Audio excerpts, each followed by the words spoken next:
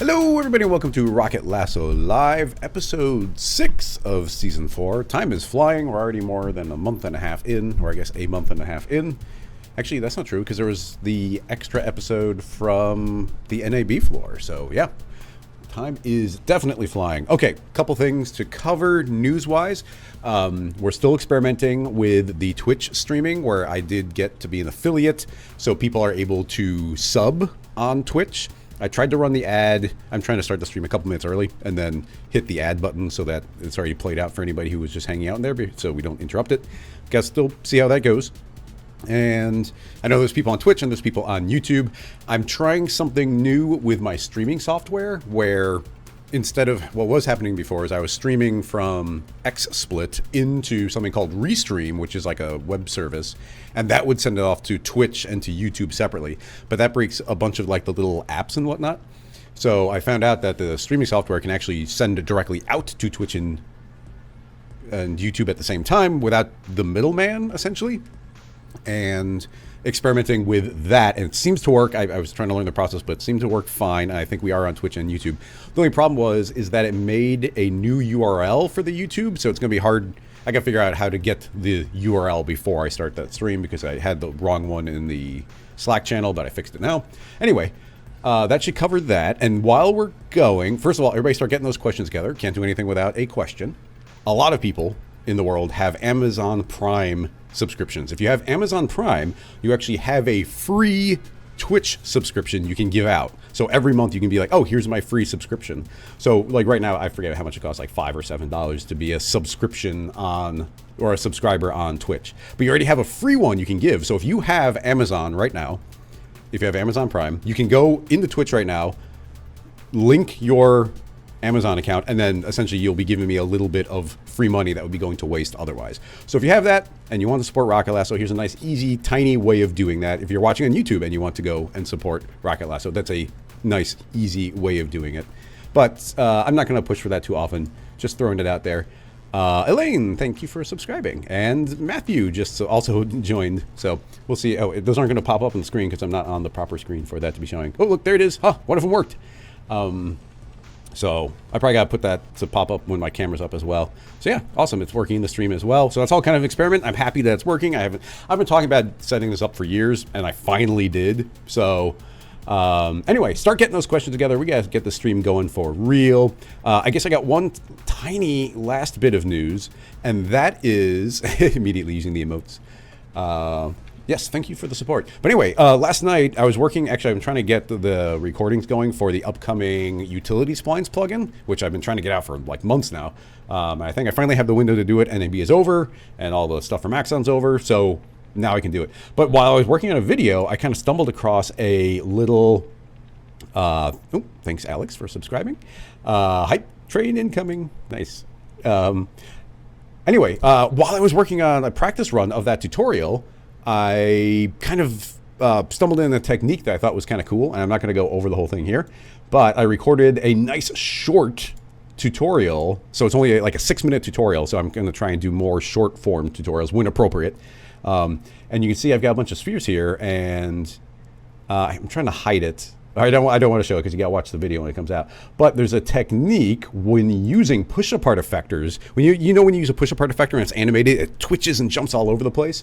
Actually, I can do this by deleting that. If I delete this, oh no, it deleted all the effectors. Dang it. Hang on. I'm gonna hide this because it's supposed to be a secret. Yeah, let me pull those out. Pull this in. Okay, cool. And we're back. Max on Rick subscribed. Awesome. And Rick, we have to hear your vote on which Rick face we're supposed to have. Do we want confused Rick or do we want happy Rick? Eventually we'll have both, but for now we need one. My vote would be for confused Rick.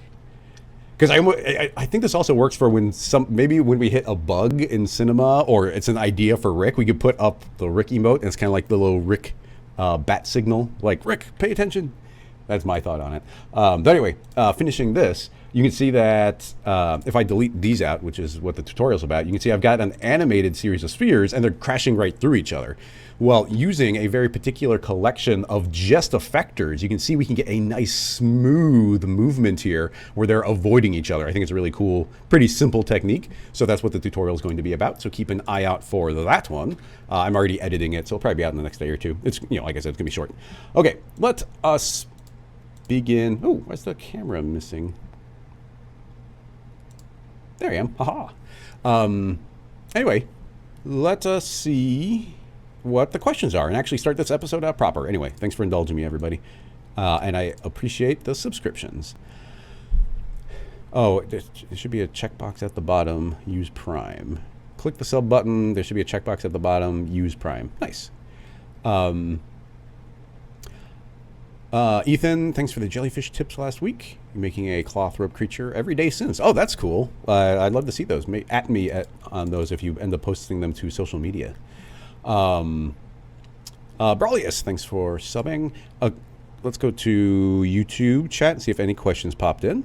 A Council of Ricks is on Twitch tonight. I like it.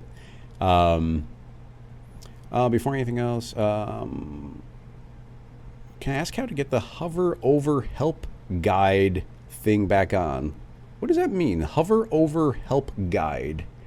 I mean, currently, if we, it looks like my databases are loading. That seems kind of weird. But if I open up a new file, well, let's just create a cube. And if I mouse over it, you can see that it still says the information right there. So that's the only thing I can think of that you might mean. So if you can be more specific, maybe we can tackle that. Scrolling up, let's see. AJ had some sort of question.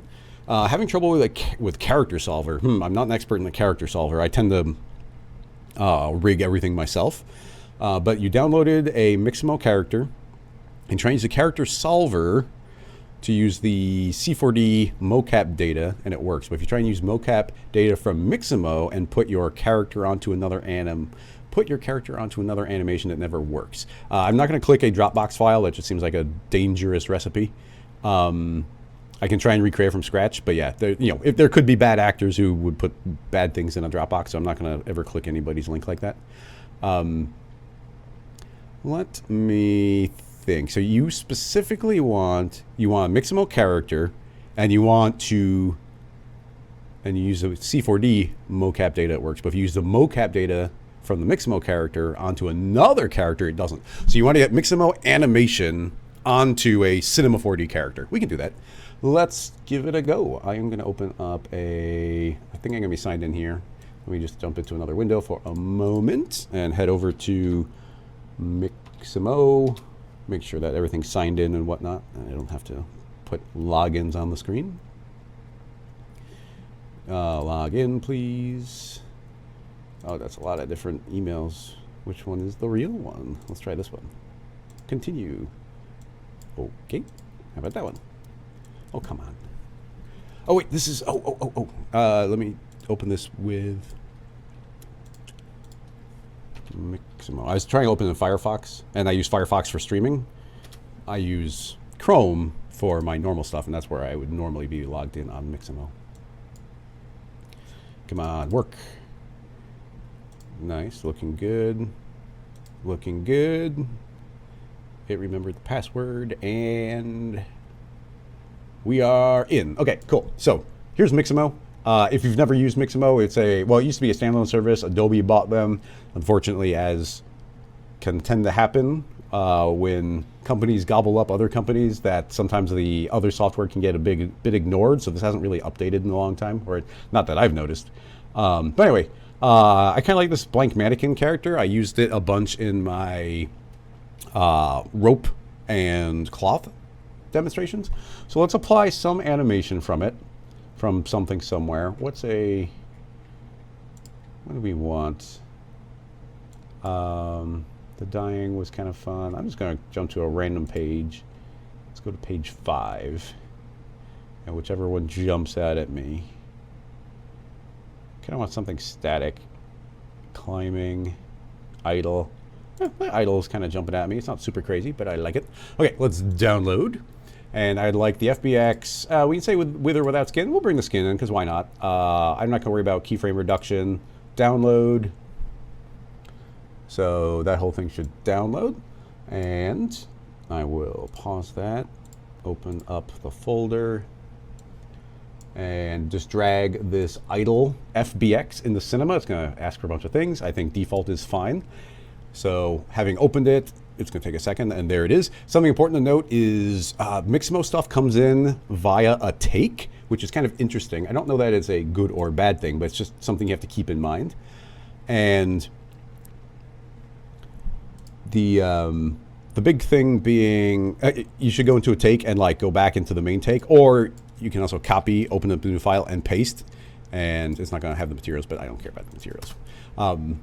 So that should now be clean and kind of in this new file. But in any case, we should now have a idle animation working on this character. So now the trick is, can we transfer this animation onto a different model? And a good, easy way of doing this is, let's go into the Cinema 4D.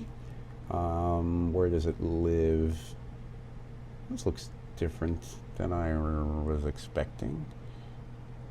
Presets? Where does, oh, my database, which says it's mounting, isn't showing up. So it looks like all of my, this is going to be tricky.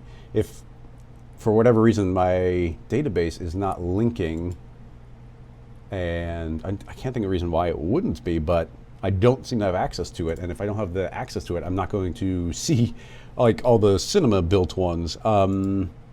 And it would be cheating to use this same mesh, because that's not going to show the problem being solved. I'm going to close down Cinema and just start it again. We'll see if it kind of wakes up. There's Rick. And everybody keep getting those links together. If you have any links, any GIF, or any an animation from like Instagram or from an artist or something, make sure I can see the artist or studio who made it. Otherwise, if I can't give credit, I'm not going to show it, or you can just write out a question. Alex, thanks for the gift subscription. And let's see, did Cinema open? Come on, Cinema, open. There it goes. Sometimes when I click an icon, I think this is a Windows thing, but I click an icon to open something and it kind of doesn't take the first time. And Cinema loads relatively quickly, so. There we go. Okay, it popped open. Okay, database, speed up, asset. Okay, let's see if it, oop, yeah, that looks a little bit better. Okay, cool, we are back. We are back. Okay, opening up that file again, yes, okay. Select, copy, new, paste. Yes, don't care about the textures, delete. Okay, cool. Now, motion capture. Inside of motion capture, we've got the motion capture model, which is pretty much what I want to use. So if we drag that in, actually, yeah, I think it comes pre-rigged. Actually, it says motion, yeah, it's motion capture model. So you'll see that's got like all this rigging stuff. And honestly, I don't care about all that rigging stuff. I'm just going to visually hide it. But what I would like to do is get the pose to jump. Now, the tricky bit goes to, on the FBX model, I'm a little worried that the things are going to like snap kind of oddly, because what we have here is the character solver tag, and we need to create one for this character, but I think it needs to be in a T-pose to do that, and I don't think there's any easy way of getting the Miximo character back into a T-pose. So we might have to do something a little bit crazier and hackier, maybe, but maybe there's an easy way and I'm just not thinking of it. Anyway, let's right click and add a rigging, maybe? Character solver. And the source, yeah, target character, source character. I haven't done this in a while. Let me see. We have to define it, right? How do we define it? I feel like I did this recently, but I'm totally blanking because there's two different, character definition. Yeah, I think character definition. Let's open the manager, and that will open up this entire setup. And if I click extract skeleton, yeah, okay, I extracted the skeleton. So now you can see I've got all these. And let me try going to the reference pose. But yeah, because they're already in this kind of animation position, they're not in their T-pose, we don't have a reference pose. But I should be able to click Well, I guess you click set reference pose, but I'm going to click extract skeleton. Oh no, I did that. Set reference pose, go to pose. Now we have a character definition tag, and now with this tag I should be able to create a solver, and that solver can reference something else. But well, that's got it. So okay, we've now defined this. So going into the puppet character, I can say I want to reference that. We are sourcing from Miximo and feeding onto the target character.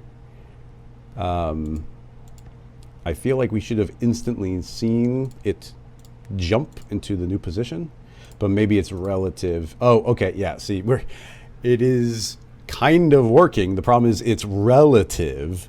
So we need it to be back in its T-pose to get this to work. So how do we get the Miximo character into a T-pose? I can think of different ways.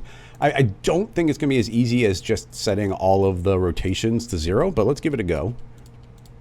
Okay, yeah, definitely not good. I'm going to hide the male puppet because that doesn't matter right now. So this is 0 rotation, obviously not exactly what we want. Hitting undo is we're back to this crazy pose. So they don't have like zeroed out or freeze transformations set on that. So what immediately jumps to mind, and I don't know if this will work, can we go back to, I wonder, because this skeleton is kind of supposed to be the same as our, like our empty ones, right? So this might be kind of weird, but let's just experiment. I'm going to drag in the male puppet. And it's a copy of the male puppet. And that should be in some sort of pose. You can see we've got here is the mocap target.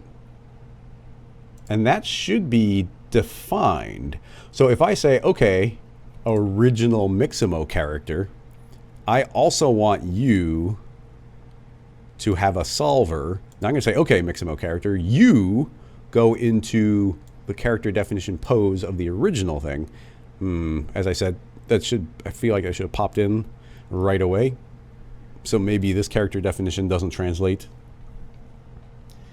I'm trying to think of an automatic way of doing this, so give me a moment, because we want to do this transfer. If not, we can do a more manual one, and you don't have to do it once for a character. Anyway, a thought here is, can we turn off animation? I don't want the animation. How do we get back to kind of just like the default state? Or is it going to remember it all via cookies? Give me a T-pose. Yeah, see, there's a T-pose. That's what I want. I'm going to download the T-pose. Download, and that should pop open into my download folder. Back to Cinema. And here is, that download looks a little odd. Seems to have finished. Character non-PBR. Oh, there. Yeah, it wasn't quite done yet. So let's drag in this FBX. Okay. And do we indeed... Okay, we've got the T-pose. And I'm just going to grab the skeleton. So copy, close, paste. Paste. Okay. So now you can see we've got a Miximo-based T-pose. Okay. Now,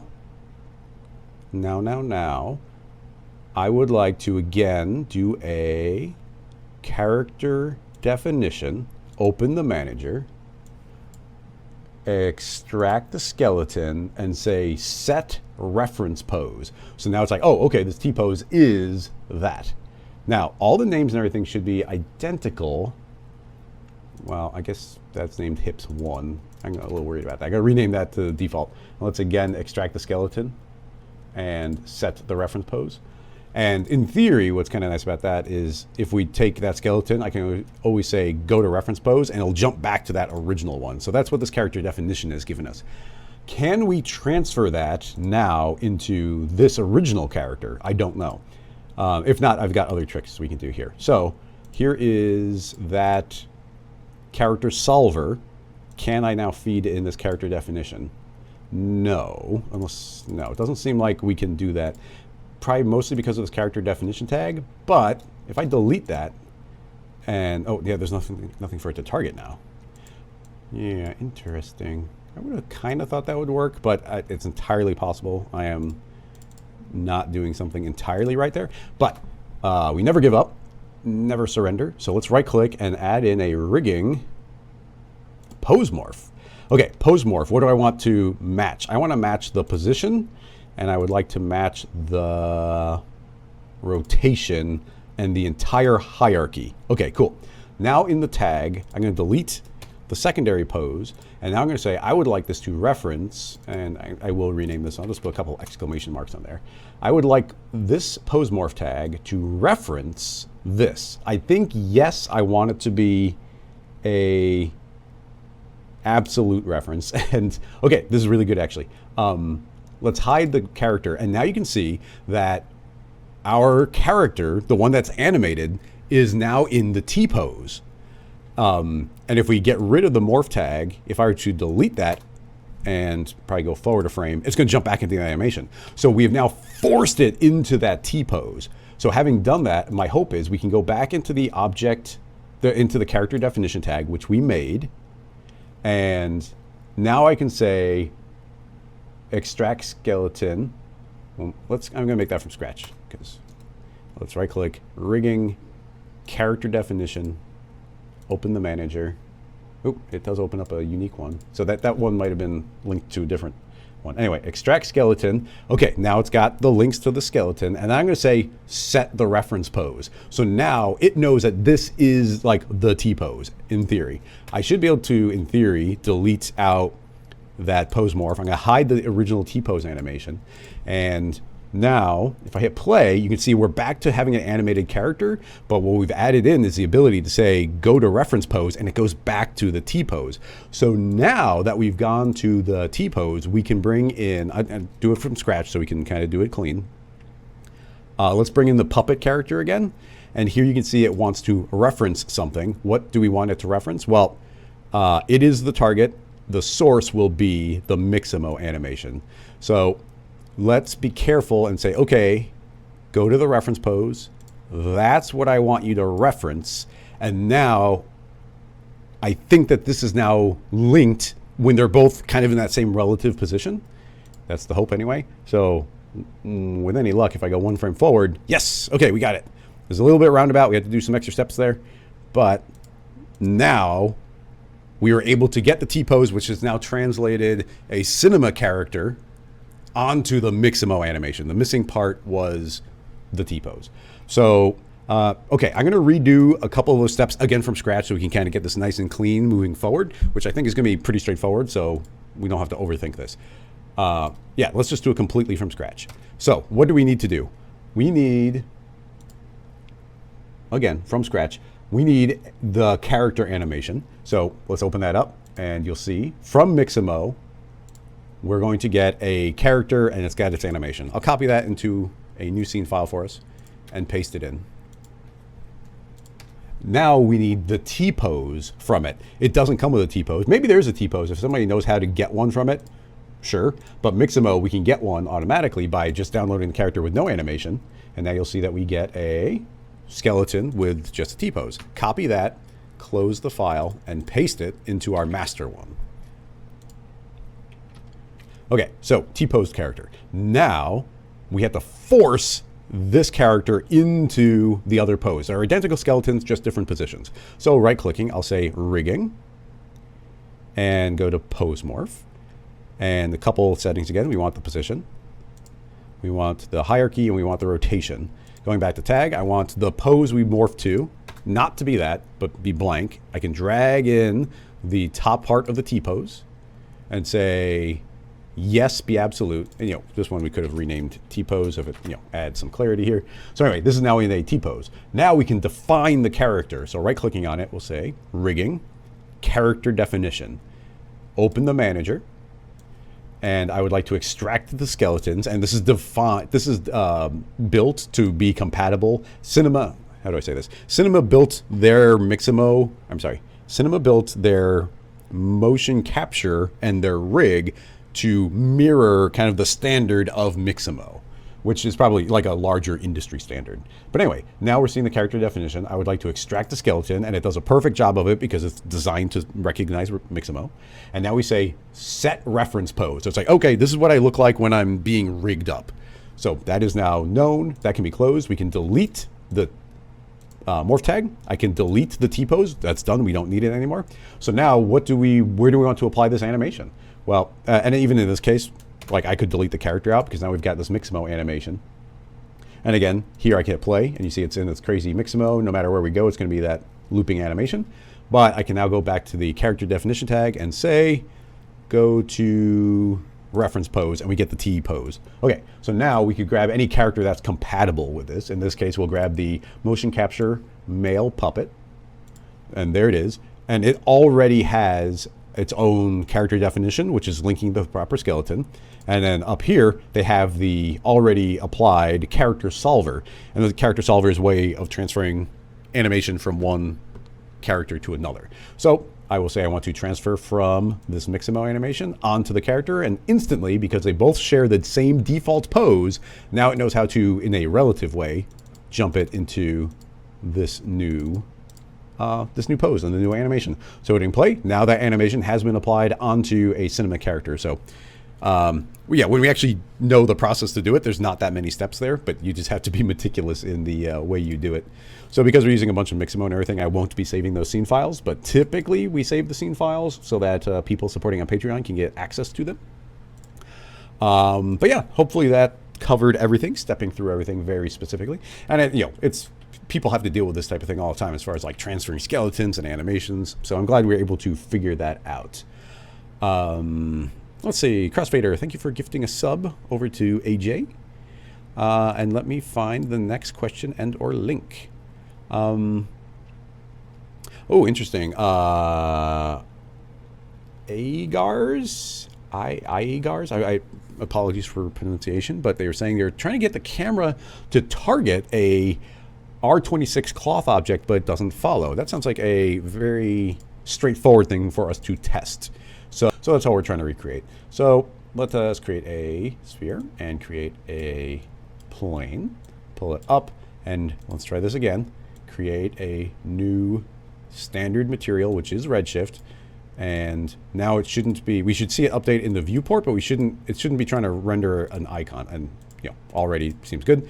So now let's attempt to add a simulation cloth and a simulation collider. You know what? I'm blaming redshift there, and it might not be fair to blame redshift because something about my machine doesn't like the GPU on simulations, and I forgot to switch this to CPU. So between the stream, the GPU wanting to be used for simulations, and possibly redshift also trying to render the icon, something bad happened. So just throwing that out there. Now we're on CPU on that. I should be able to play and everything's working just fine. Okay, so we've got a basic setup there. Let's get some more subdivisions going on cloth because it can handle it. Nice. And we can even give that a bit of thickness, a little more, so it's not quite sneaking through the model. So anyway, that's working fine. So here, and this is actually not surprising at all, and I can almost exactly tell you what the problem is. So if I create a camera and we link to said camera and we add a animation target tag onto it and say, I want you to target the object, you're gonna see immediately looks up. Now, the camera is not looking at any geometry or anything. It doesn't care about that. The only thing this camera is targeting, this target tag is targeting, is the axis of the object. And if I select this, when I hit play, you're going to see that that axis does not move. So it's not going to track the model because nothing about the model is updated or changed. So that just makes sense. And that probably also goes along the lines of this tag is a deformer. It's deforming the points. The original model is still there unmodified. So having said that, now we get to do the trick and see if it does work of, can we get a null to stick to the model? So here's just a null. I would like to set a rigging constraint tag. What is that going to be constrained to? Well, it's going to be constrained to as a clamp. What's it going to clamp to? Well, it's going to clamp to this plane. How is it going to clamp to it? Well, first of all, I want the distance to be 0. So, you know, otherwise it's offset from the original value, which is useful, but I rarely use. Right now it's sticking to the origin, so the axis, but we don't want that. We want to stick to a particular point or surface. And there's also the bound. There's also the bounds, which could be interesting. I've never used bounds, but bounds might be the bounding box. I don't know for sure. So anyway, let's just see what happens if I hit play right now. Ooh, nice. Okay, so I think bounds is the same as the bounding box, and you know, let's see if, I think because of the settings I have, we're not going to see the bounding box. But essentially, it's just a square, an unrotated square that will surround your object. That's kind of like, okay, it's entirely contained within this box. So because this will be constantly updating, the idea is, let me see, when we hit play, well, I guess it's not, it's still up at the top. It still works. But because it's not behaving as I thought with the bounds, I feel more comfortable setting this to be on the surface. And we could say, hey, stick to the surface as position, which is fine. Currently, it's as a constraint. We could say, yeah, sure, stick as a constraint. I'm going to say lock the position. And we don't care about the rotation. But we could use the normals of the object, which will make it face the correct direction if you did care. But anyway, that should be stuck to a particular like surface, and I guess it's going to rotate to try and follow the angle. But like I said, on targets, a rotation doesn't matter. So now that we do have something that's following that geometry around, now we don't target the actual cloth, but we target this point that's sticking on it. So let me deselect so it's not twitching all over the place. And now you can see that we will follow that piece of cloth down. So one step of workaround, and it goes to, you know, especially when you're coding this type of thing, like there's always a push and pull on everything. Like we have a million decisions we have to make every time we work on a plugin, because it's really good that this tag behaves as a deformer. That means we will never accidentally ruin our model. It's always, the original model is unmodified. But that now means that the axis doesn't change, which means that the camera doesn't automatically target it. But now, you know, there's almost always a workaround. And here you can see that we have a very nice workaround. So anyway, that should answer that question. Thanks for it. I like those little technical questions. Okay, so anyway, I said I was going to jump on to Chop's question. I think, and he's saying, actually, Chop is also saying, if you haven't tried, lower your GPU memory inside of your Redshift renderer under Settings, System Memory. Is that like a Windows thing? So let me, we might as well give that a little peek while we're thinking of it. So you're saying inside of Advanced.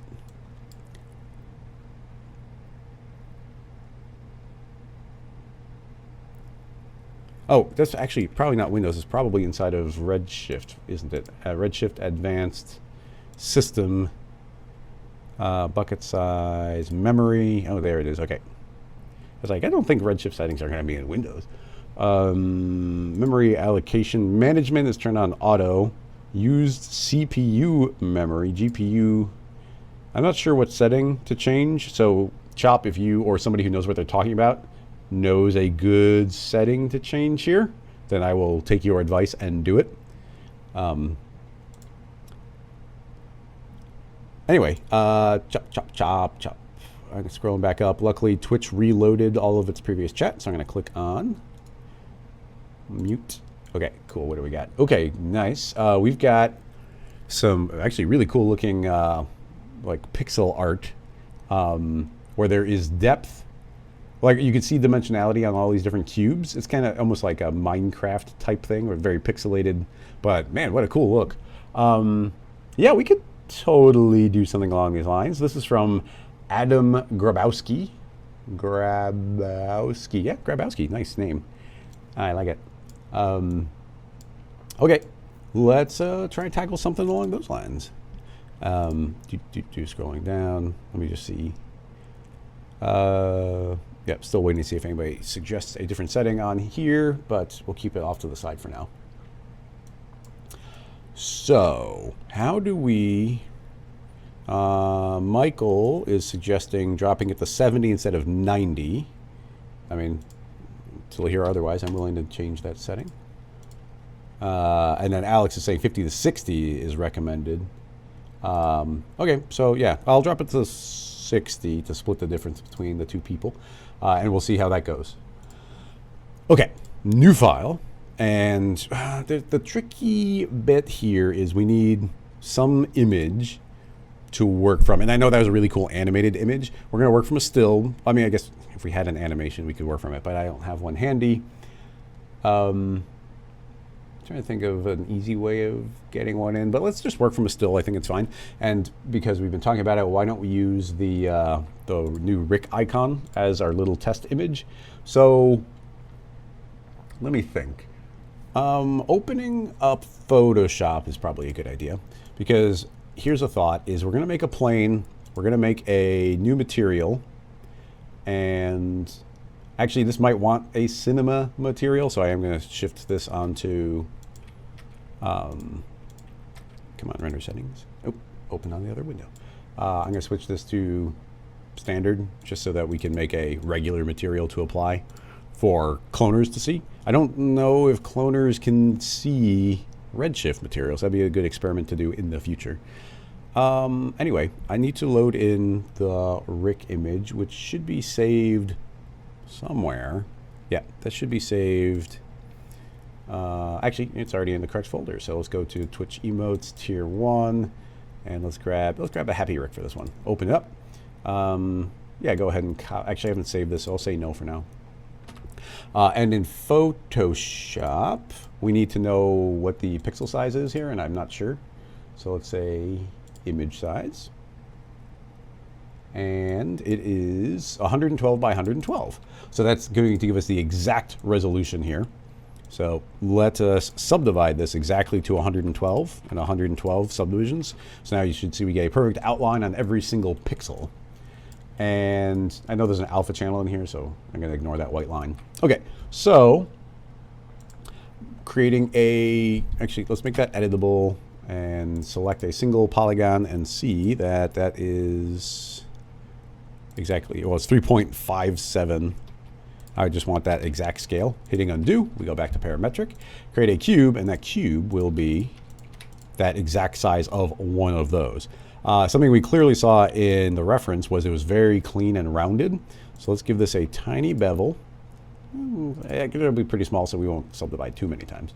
And create a bunch of clones. So clone that cube onto an object. The object will be the plane. I would like to go onto the polygon center, and now we should get exactly the number, filling up the entire space. Shortcut NA to stop seeing the polygons. Now this is going to be running relatively slow because of all these.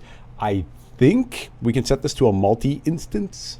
So selecting multi-instance. A little hiccup there, but yeah, now multi-instance is making it run fast. And I think as long as we're only changing position, scale, rotation, and color, that it can handle that on the multi-instance. If we were doing animations, it wouldn't work, but we can here. Okay, so now we need to apply a color. I shall use I think let's use a plane effector. Don't affect the position, but I want to drive the color through the fields. And in the field, I would like a shader field. In the shader field, it should affect the color. Remember to turn that on because it's not on by default. And we need to load in not the color shader, but instead I would like to reference the color channel of some other material. So I drag in this material tag, and there we go. So instantly we now have Rick on applied here. So every block is now a solid color. It's exactly 1 pixel. And that's actually looking pretty nice. And then of course, if this was an animation, that's where a lot of the,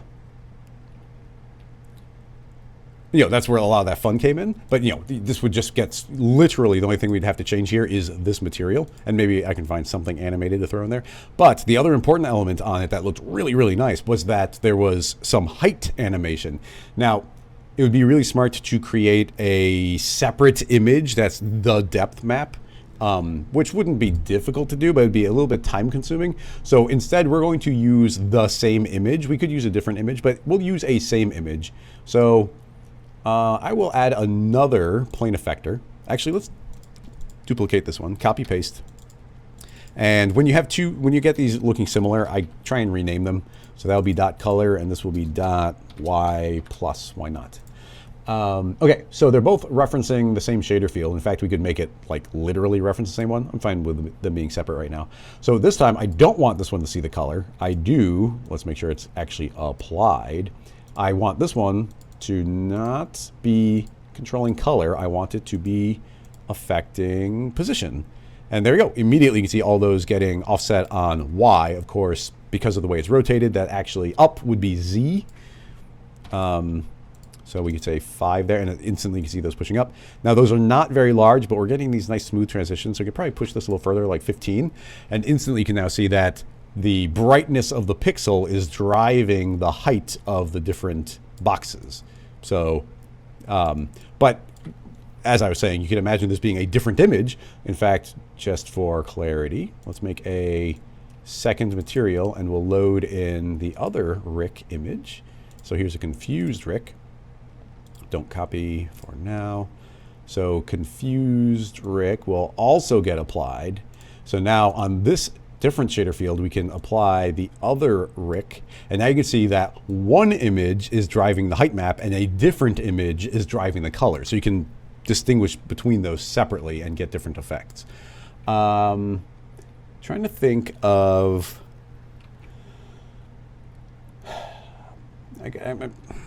Let's see if I can find... I'm going to search my own computer for this old banana or this like fruit GIF that we made in season 1. But I do have other GIFs as well that we should be able to do. Or actually, I don't think we want a GIF. I don't know if Cinema is going to load a GIF in. So we probably actually want like a little movie. But even that could probably still be found. So let me search for season 1. Actually, episode... What's the best way of finding this? It's a little bit roundabout, but I'm going to open up a new Firefox window. Go to... Oh, I can't go to Rocket Lasso Live. Okay, I have to do it manually. Go to... Okay, so here we are in Firefox. I'm going to search for Rocket Lasso Live Archives, YouTube. And that should hopefully bring us to... This is the main channel, which way more people follow the main channel. But if I click on that, I can go down here to the Rocket Lasso stream archives. And now I've gone to the other channel. And here, if you're not already following this channel, I'll put this in the chats. I post all of the replays here. So I'm not spamming the main channel with like weekly replays of live streams. So there's a link there. If you're not subscribed, it's a good way of getting the recap videos. But anyway, if we go and we start scrolling, you're going to see seasons worth of stuff. And there we go. Look, episode 6 had the banana animation. So let us move into season 1, episode 6. And let's see, under renders. Yep, then we got some animations. And we got a TIFF sequence, fruit morph. Okay, yeah, let's take... this. I haven't loaded in a sequence like this in a while. I thought, actually, yeah, here's animations. I'm going to feel a little more comfortable just feeding in an animation. Yeah, so blink, blink, blink, blink. Okay, so that's what we want to use. Yeah, that was a cool little animation we made. So that is Cinema 4D. It was about like animating pixel, trying to make some pixel art from it. So I will copy this. I'm going to copy that animation I just showed. I guess we got later ones. Those might look better. Yeah, let's use version 4. Why not? Copy. And then jump to episode 6 of season 4. Go into the scene files. We'll make a texture folder. Texture. Go inside. Paste. And now we have to save this scene file into the same folder so it actually knows how to reference it.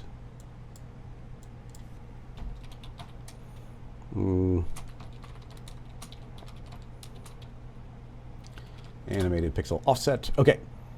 Now, sorry, Rick, that one goes away. Load in to episode 6, scene files, texture, grab the animation. That should be loaded in. In theory, this should refresh shortly. That animation is already set properly to 31 frames. Refresh, please. Okay, there we go. We got to refresh. And this one, we need to be referencing the same material. So we'll pop that in. And there we go. Instantly, we get the offset. So the same image is offsetting and doing the color. So, you know, no real way around that. But yeah, that's looking pretty good. Let me... Oh, and the resolution on that's going to be way different. I didn't even think about that. So let's go back to this sequence, and inspect the properties, details. Oh, it's huge. Yeah, that's before we down-res it. The, okay, fine. Let's see if this gives us our dimensions.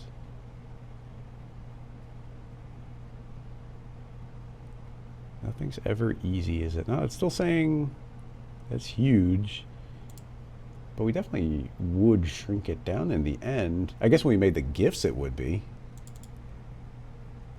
If it's 1080. Trying to think of what it would actually be. Oh, and I accidentally typed in the wrong number there, so Rick's pixels were slightly off. Dang it, why? When we made the episode, we were like, okay, it's going to be up-resed to this certain amount, and now I'm not sure. Oh, maybe the GIF. Worm, pixel fruit, MP4, scale up spelled wrong. Is that tiny? No. Well, it's very hard to tell. All right. Apologies. That is not. I'm going to just drop it to 64. We'll just see how that looks. 64, 64. Still seems too high of a resolution. 32 by 32. That looks like we're using every pixel. Having done that, we now, again, should make this editable. Select a single polygon. The new size is 12.5. Undo.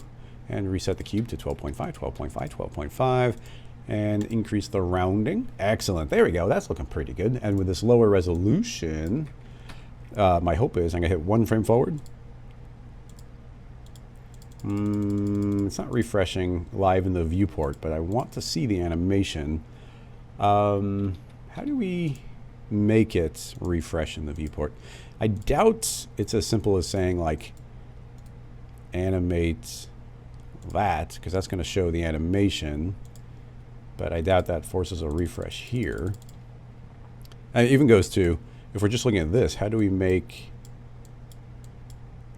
You can see it, yeah, refreshing there. But how do we make it refresh in the viewport? I actually don't know the answer to that. Does anybody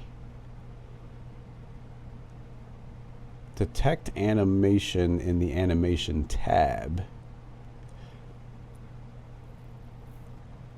Okay, somebody's saying in the shader field, there's a refresh frame. Okay, let's see if that's a thing. So here's a frame. Okay.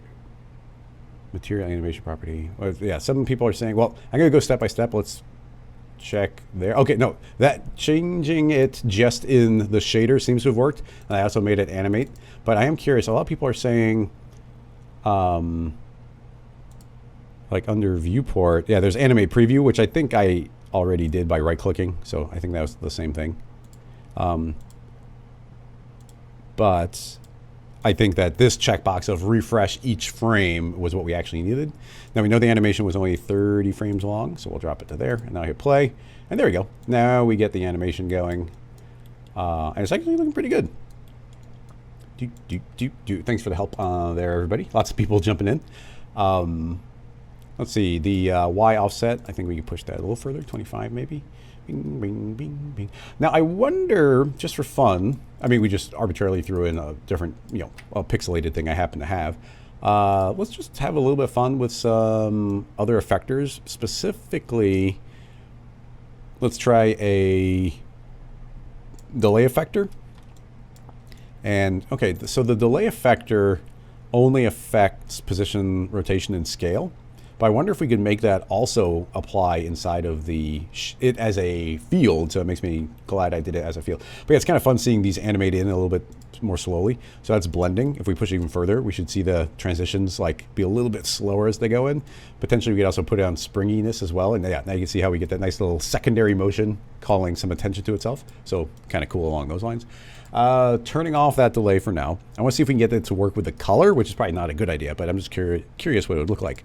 Inside of the plane effector, it is currently controlling it via the field color. So inside of the field, we have a shader field. We don't actually need to calculate the parameters. That's like position, scale, and rotation.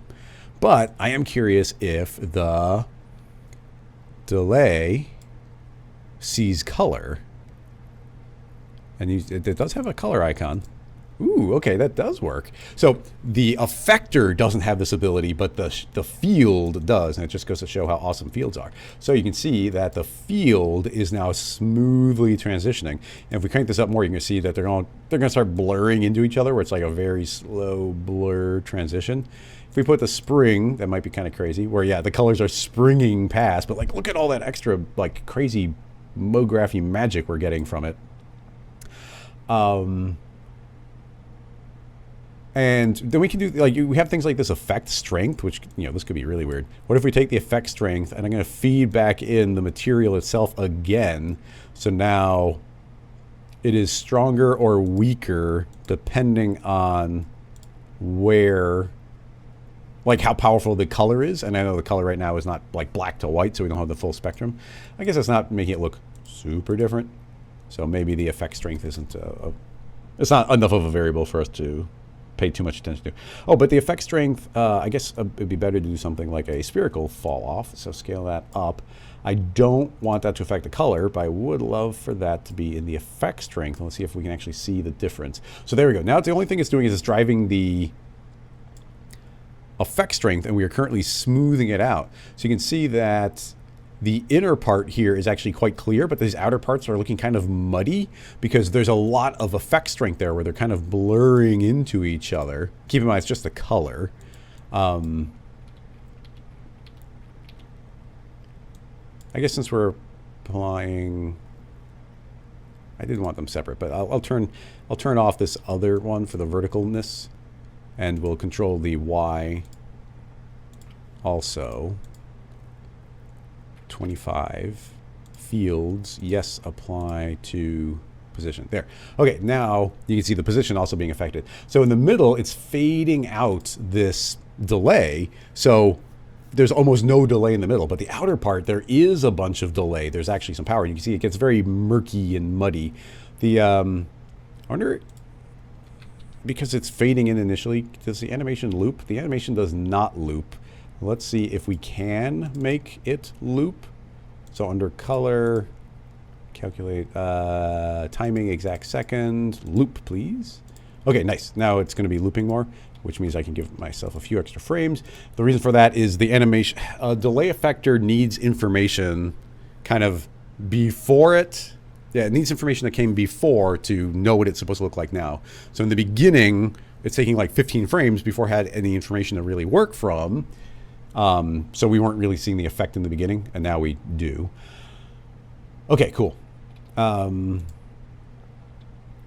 So anyway, you can see the effect coming out from the delay. I mean, I wish we could push that a little bit further. Now, I mean, actually, it's kind of cool when we put it on spring, because now you can see the, well, it's both the color and the motion is fading out as it goes. Let's make the sphere a little bit larger. Yeah, so now we get this kind of crazy rippling effect. I kind of wish that this rippling effect was only happening on the position. Actually, we can do that. Even here, I can say, oh, yeah, the delay don't affect the color. So there. Now, there's a springiness falling off. So it's not very springy on the outside, but very springy on the inside. And we could say only affect the PSR. And we can say also affect the color or only affect the color. So now these are popping perfectly in, but the color is taking a little while to go in. There's a lot of, you know, as soon as we get into effectors and fall-offs and fields, like the possibilities get so crazy. Like, it's a good idea. I mean, first of all, you can be playful like I'm being right now, where you just tinker around and see what's going on. But it's a good idea to know exactly what you want to get out of it. So that's a delay. I'm just curious if we put a decay instead. And now the decay currently is affecting only the position. So what this should do is it's going to hit this peak. Do you see it suddenly pops up, but then it's going to fade down. If I crank this up, you'll see that those, see how they slowly fall back down again? So that can be kind of cool by itself. But let's see what happens if it happens to the, let's see what happens if we do it to the color. Oh yeah, super freaky. So now as the pixel gets brighter, it's going to remember that brighter state and slowly fade out from that. If we crank this up all the way, it's going to always remember the brightest one. You see as it runs through the animation, we are now seeing the accumulated, think of this like in Photoshop, if you were to set something to lighten. So essentially we're doing a lighten effect. But it's doing it over time. So it's now, we are now at the end of this seeing the brightest pixel that ever existed on a particular spot. So I don't know if I would have thought of that effect separately, but you can totally clearly see the effect here, and it's pretty cool. And you can set that to the minimum. So now you can see as it plays through, we're going to actually see the darkest pixel. So, you know, like that pixel right there never gets that dark. It's the most, you know, it's the brightest one of them all. But yeah, just keep that in mind. That's kind of cool. I think we definitely do want some fade. And even here you can see you get this really nice, like those suddenly pop up, you know, like there is no transition for it going up. But now that we have this delay, we could now add in, I'm sorry, decay. We can now add in a delay. And I like putting on just a little bit of smooth. And now just to, you know, okay, let's pay attention. You see how these are doing this really nice kind of hop up? If I turn off this delay, they suddenly just appear. They just appear up in this upper high point. But by putting a little bit of delay, we've now said, oh, no, transition between frames. It takes you a little bit of time to get there. So you get that nice little hop before they kind of cartoonishly like float back down again. And I think just that little bit of extra control there goes such a long way. Boom, boom, boom, boom, boom, boom. Oh, and we can make that go in the color as well. Turning off color on both of these. Now we get the nice clear animation, but the transition of these different pieces. Anyway, it's just a lot of fun to combine these. Really nice reference to go to. And we had some good raw resources here to actually try and match things. And yeah, pretty cool. Let's give that a save and check the chat, make sure everything's working. Ruck was saying do a noise field in the delay mask. Oh yeah, that's not a bad idea. We got a lot of combinations here. Let me think. I'm going to turn off these two and let's go back to this original delay. So let's start out with a smooth, as a pretty strong smooth, and you're just saying instead of a spherical field, let's try putting in a noise just to see how crazy it can get. So delay, actually before we drop it in the delay, keep in mind like the positions that we're seeing right now. All these positions are what the noise looks like. So let's get a coherent looking noise. So if I start increasing this, you'll eventually see the pattern emerge. So you can see where the noise is actually fading up, fading down. Change it to something else like a nice crazy Luca, which of course should be way larger so we can see the pattern. Give it some animation speed. Let's say 100-ish. Little zany. Actually, I guess Luca might be kind of crazy no matter what because of the way it's transitioning from one spot to another. But yeah, anyway, now we've got this animated noise.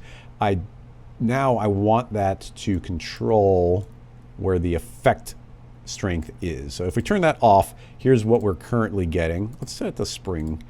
So, and affect the position. Okay, now, okay, just pay attention to the position. You see how it's hop, hop, hop, hop. But now if we turn on this random,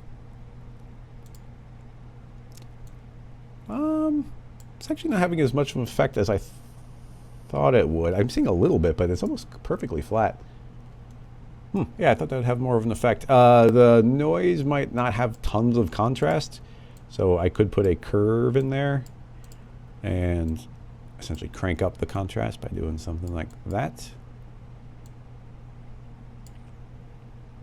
No, still super subtle.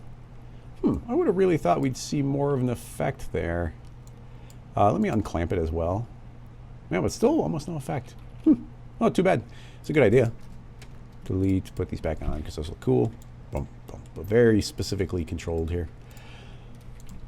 Okay, cool. Let's jump into the next question. Save that where it was. And pull this up. Okay, so scrolling on down. That one was from Twitch. So let's see if there was any other YouTube ones coming in. Nicholas, thank you. Appreciate it. Seeing if there's any questions. Yeah, that effect could make for some cool FUI stuff. Jamie seems to have a question somewhere. I'm going to scroll up and see if I can find Jamie's question. It looks like a fun one. This animation. Okay, Jamie, if you have a link to an animation that you want to show, you should jump onto Twitch. Just go to, let me find the URL for you. Rocket Lasso Twitch. So, if you want to post a link and reference, you have to go head over here and put it in the chat there, and I'll actually be able to see the link. YouTube doesn't allow links. But I will definitely keep an eye out for that. We've still got almost an hour.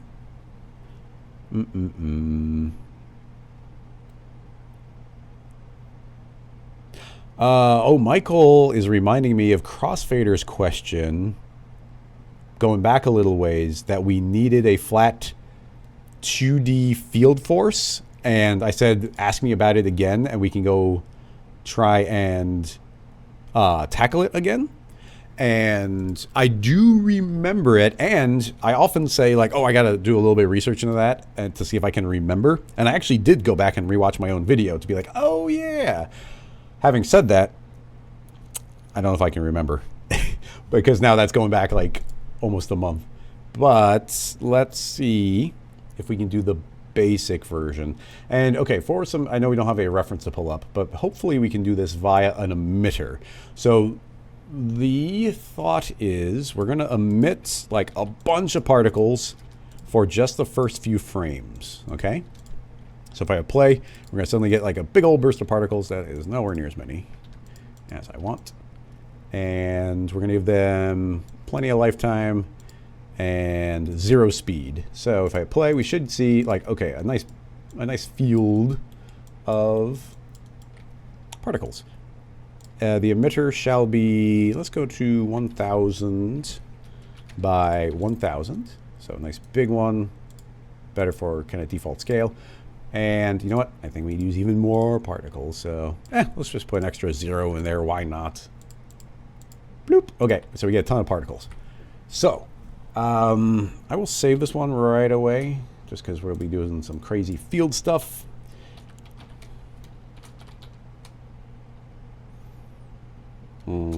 Let's see. This is the vector field force. Yeah. Okay. So we know, everybody should know that we have the field force, which is awesome. One of my favorite things in cinema. And the field force needs some sort of information. So let me just give it a random field and we should be able to get this giant pattern from it. Let me put it in the correct object tab. Very confusing.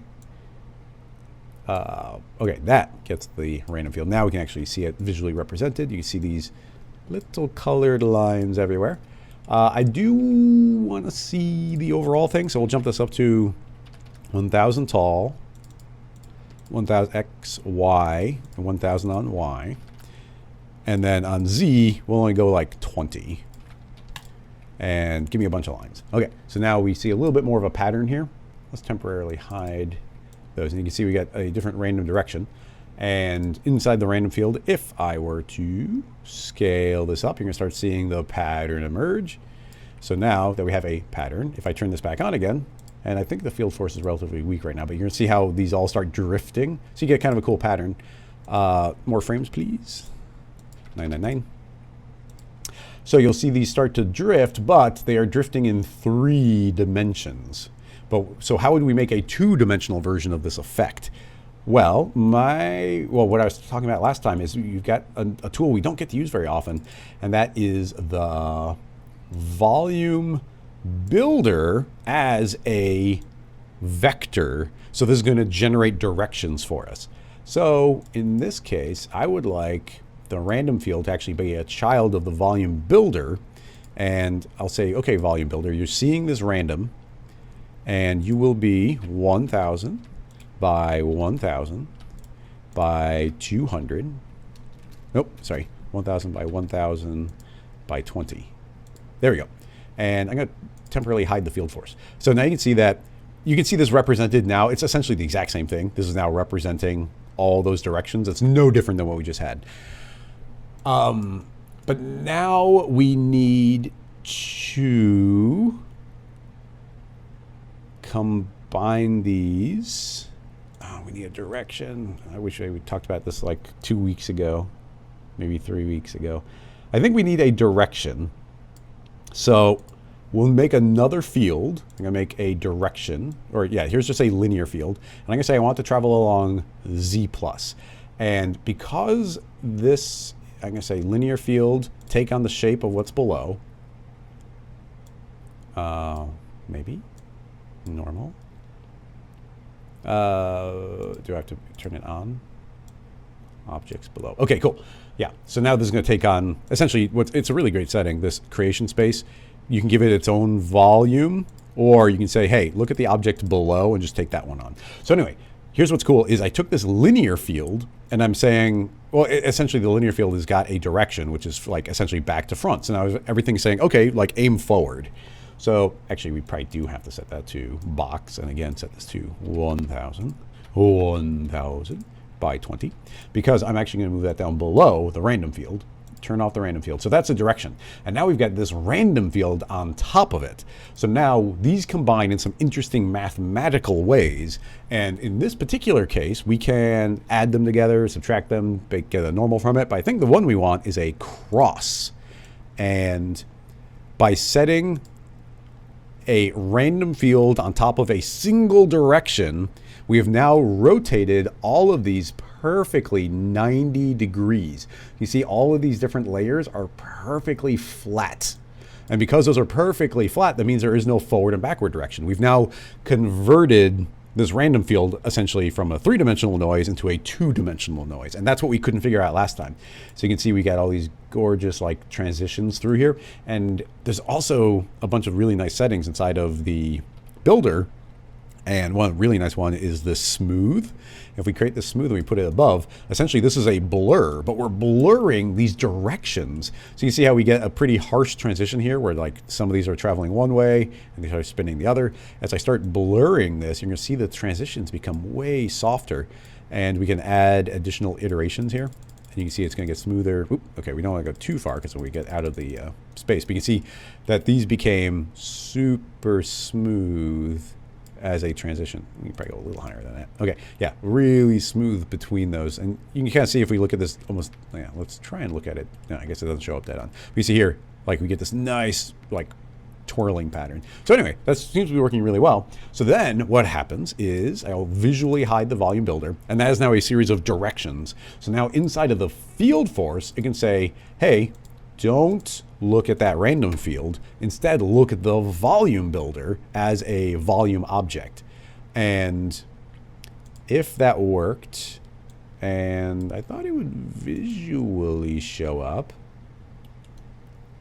Well, I thought it would. Maybe it doesn't. But let's pull our emitter back in again. Start over again. And let's see. Nope, nope, doesn't seem to be...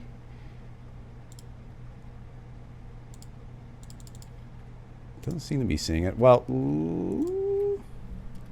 object, volume builder. Volume builder. I thought we wanted a volume object. There's no way it's a point object. That wouldn't make any sense. Yeah, those are not moving either. So, volume builder, please, as a volume object. Sample the nearest sample object. I mean, that all looks like it makes sense. I'm going to crank up the power a bunch. Let's go way too high, because it could be that these fields are just weaker. No. I mean, the fact that it's not visually showing up inside of this display box made me suspicious right away anyway. I'm going to delete the field and just do it again from scratch. Field force, object, look at the volume builder as a volume object. It's still not visually showing up.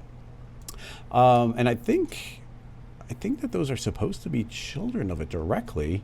So why isn't it showing up? I'm going to say set absolute velocity to something. Still no reaction. Does it need a tiny bit of speed to start out with? Possible, but I think unlikely.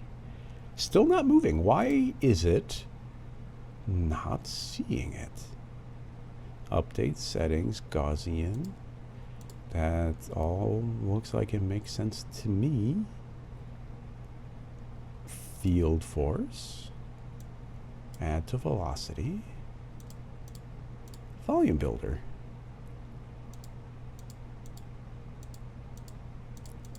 What am I missing here?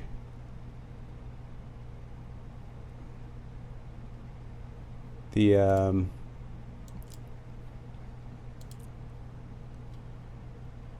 something should be happening, surely.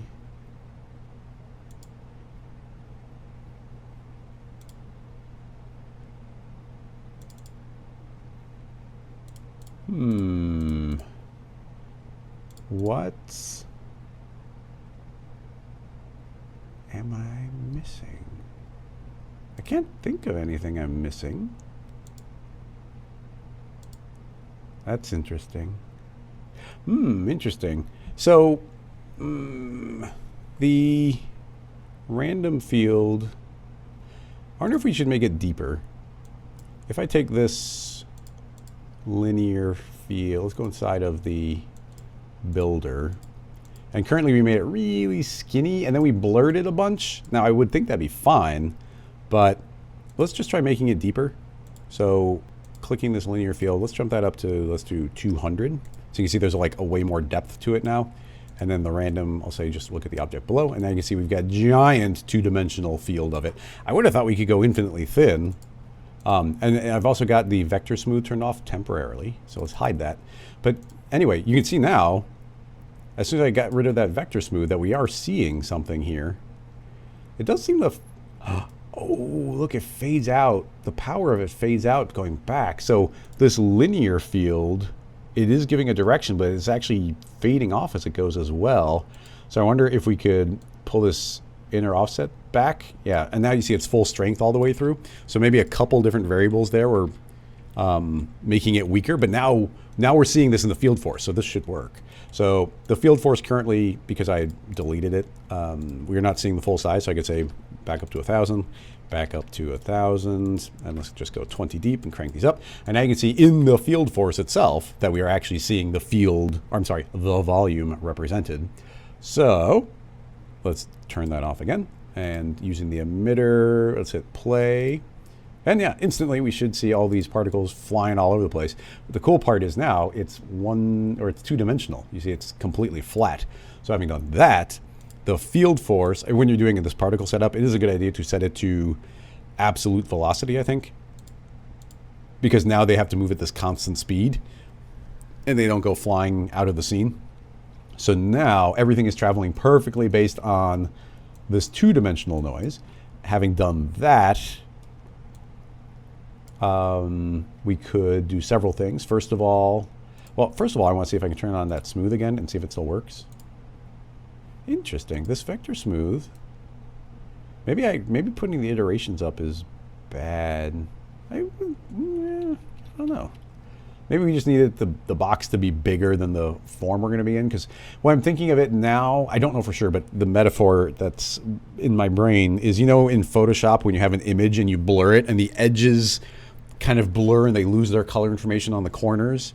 I'm wondering if a similar thing here is happening with the vectors, because as we kind of blur it with this smooth, if these edges don't have the information, and because we're so thin that we end up losing a lot of the information. When I blur it just a little bit, it seems to be fine, but when I blurred it a lot, it didn't. And I almost feel like even here with that little bit of blur, the edges are not moving very much. If I turn this off, the edges seem to be moving more, but you know, just a theory. Now this stuff does get pretty cool. Let's go into the random field and scale it up a bunch. Bigger. And let's give it some animation speed. Not too much, but now it's going to transition as it goes. Actually, no, let's not do any animation yet, because then we can select the emitter. And we hit save because it is working. Create the tracer object to trace these lines. And yeah, look at that. Like, it's instant Van Gogh painting for one. But, and there's a lot of particles, so let's see if that, oh yeah, that starts getting real slow real quick.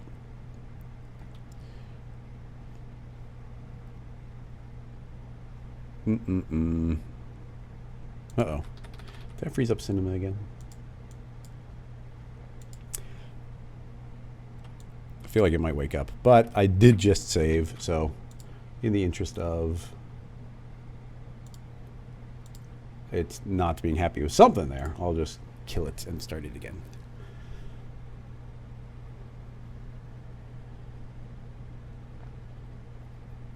Opening. Boop. And we're back. And we are back again. Okay, so several things we should probably do. If we're going to be tracing it, we do not need anywhere near as many. And turn the tracer back on again. Tracer. And let's limit from the start, I think, for 11 frames. Nope, from end. Whee. Okay, and now we can start lengthening that. Okay, nice. Does seem to be hiccuping a bit. The, is there anything I'm missing here? I feel like we should be able to throw way more particles at it than we currently are, but what's cool about this, let's speed these up. Whee, which means the tracer should be not quite so long. If we go, you see we've got all these different particles and they're all traveling around doing their thing and they end up taking up these shapes, which is cool. Eventually they're going to fill up the, they're going to all flow into like particular spots and stop sort of dead. But if we put a little bit of animation speed in here, not much, what we should see is these lines slowly morph into new configurations. So you can see like right now we get this particular spiral here, but you see the spiral slowly moving off the side and then it's kind of faded away just as that animation is slowly transitioning through. So yeah, anyway, that was the thing we were missing last time. There was a couple extra steps here, but we did get it working. So that's a plus. I wonder what froze it up.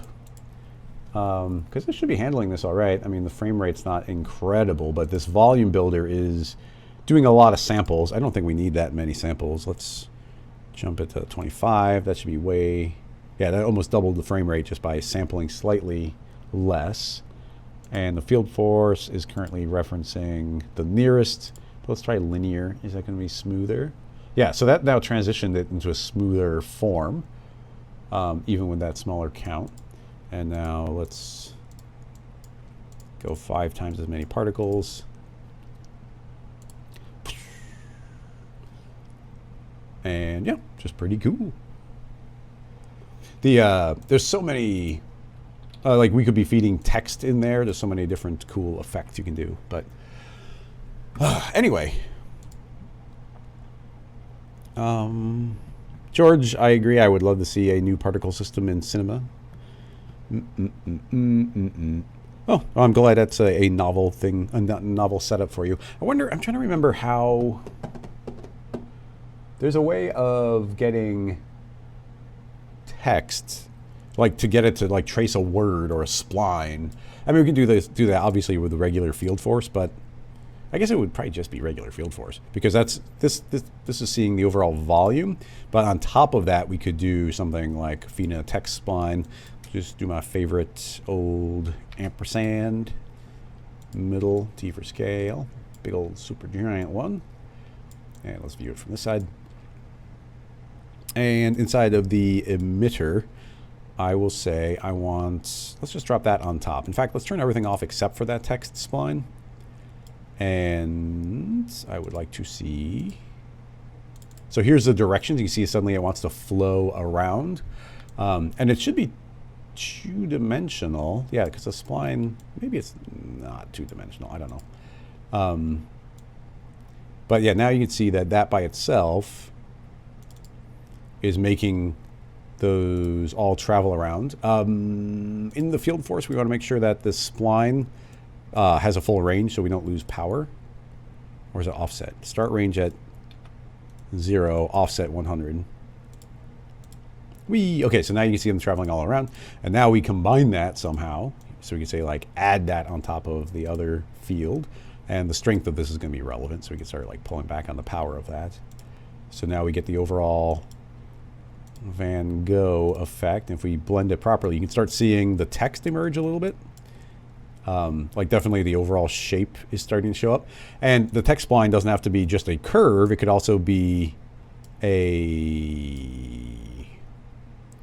What do we want? Currently it's set to travel along the spline. I'm going to say I want it to be based on the radius of the spline. So turning this off, and let's go full power, normal.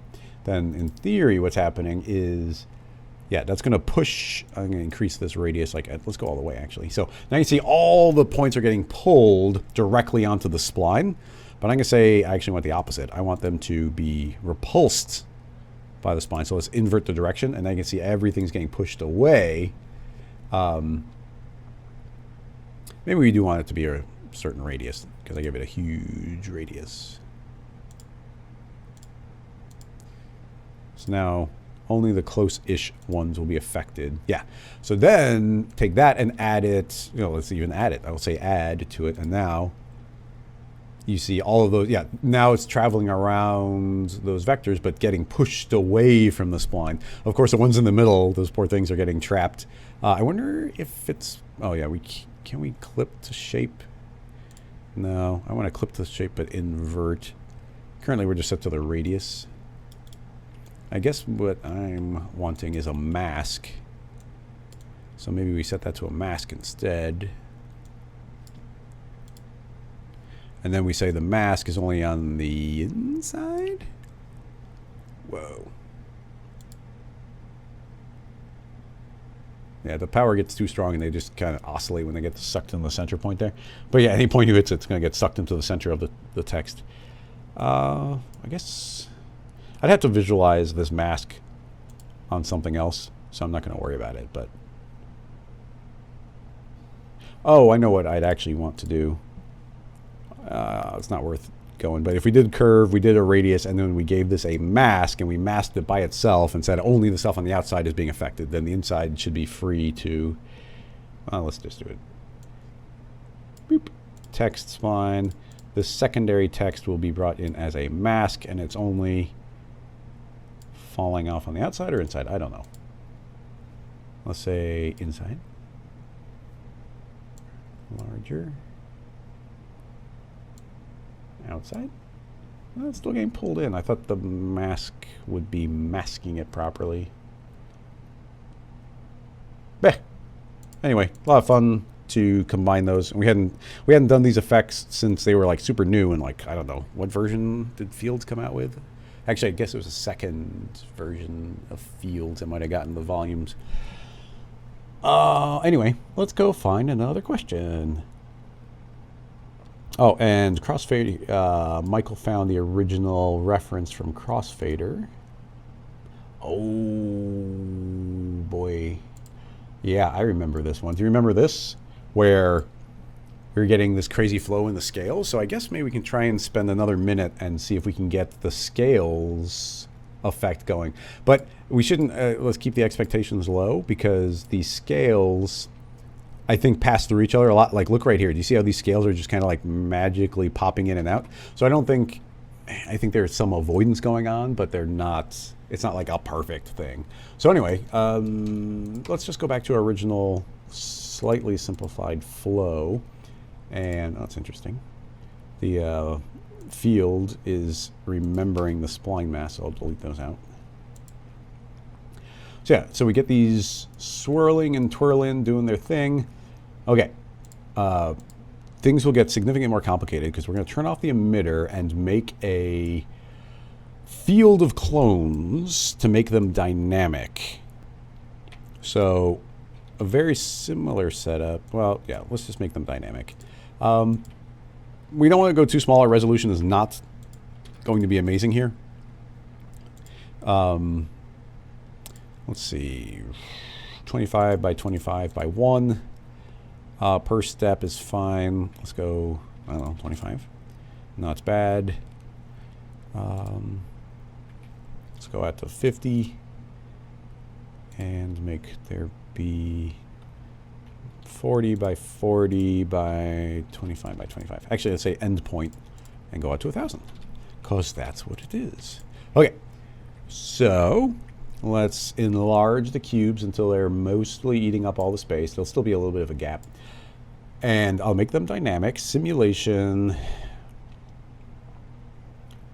bullet, rigid body, turn off world gravity, bullet, 0 gravity, follow position, so force follows position pretty well, and these will not be calculated as cubes. I'm going to calculate them as spheres. So a bunch of little steps there. Let's save this as next version. I'll just call it scales, even though we're not making scales yet. Play. Okay, it is running.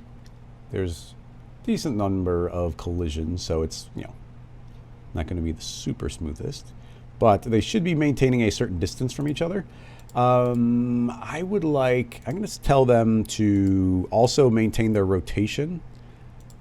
So forces, I'm going to really heavily put on this rotation. Under collision, we'll say 0 bounce, 0 friction. And now they should be able to more freely slide past each other and should not be rotating. And what we really need for them to do is kind of fill up this space the best that they can, and kind of pull them in to be trapped a bit, and possibly make it forced two-dimensional. Because I think just by the nature of them being dynamic, you see some of them are escaping and getting pushed out, especially with them being spheres. But let's see if we can do a trick that I do like. If we put that into a null, I want to limit where it can go via a connector. So I'm going to say, okay, this connector is going to control where the cube goes. The type of connector will be a planar connector. And I don't know, the rotations are a little bit odd on these. So if I hit play, we're going to see it's, okay, right now you can see how it's clearly not moving up and down. So I think, I mean, if it was visually accurate, I should be able to rotate this 90 degrees and hit play. And now are they going to move up and down? Yes, no? Yes, okay. And they seem to be moving up and down and left and right. And I think that this connector is now saying it is physically impossible for them to move forward or backward, I think. We'll slow everything down a bit. But yeah, now they cannot go forward or backward. So it's a really neat trick. Pretty easy to set up with that planar connector type. Okay, cool. Is that actually working? Yeah, it seems to be. Okay, so keep in mind that these are actually supposed to be spheres. Probably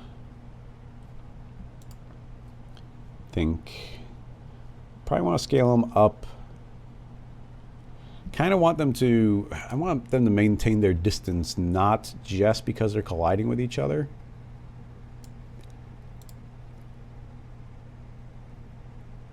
And keep in mind, we turned off all the friction, and they are spheres. So they should be, kind of free to slide past each other pretty well.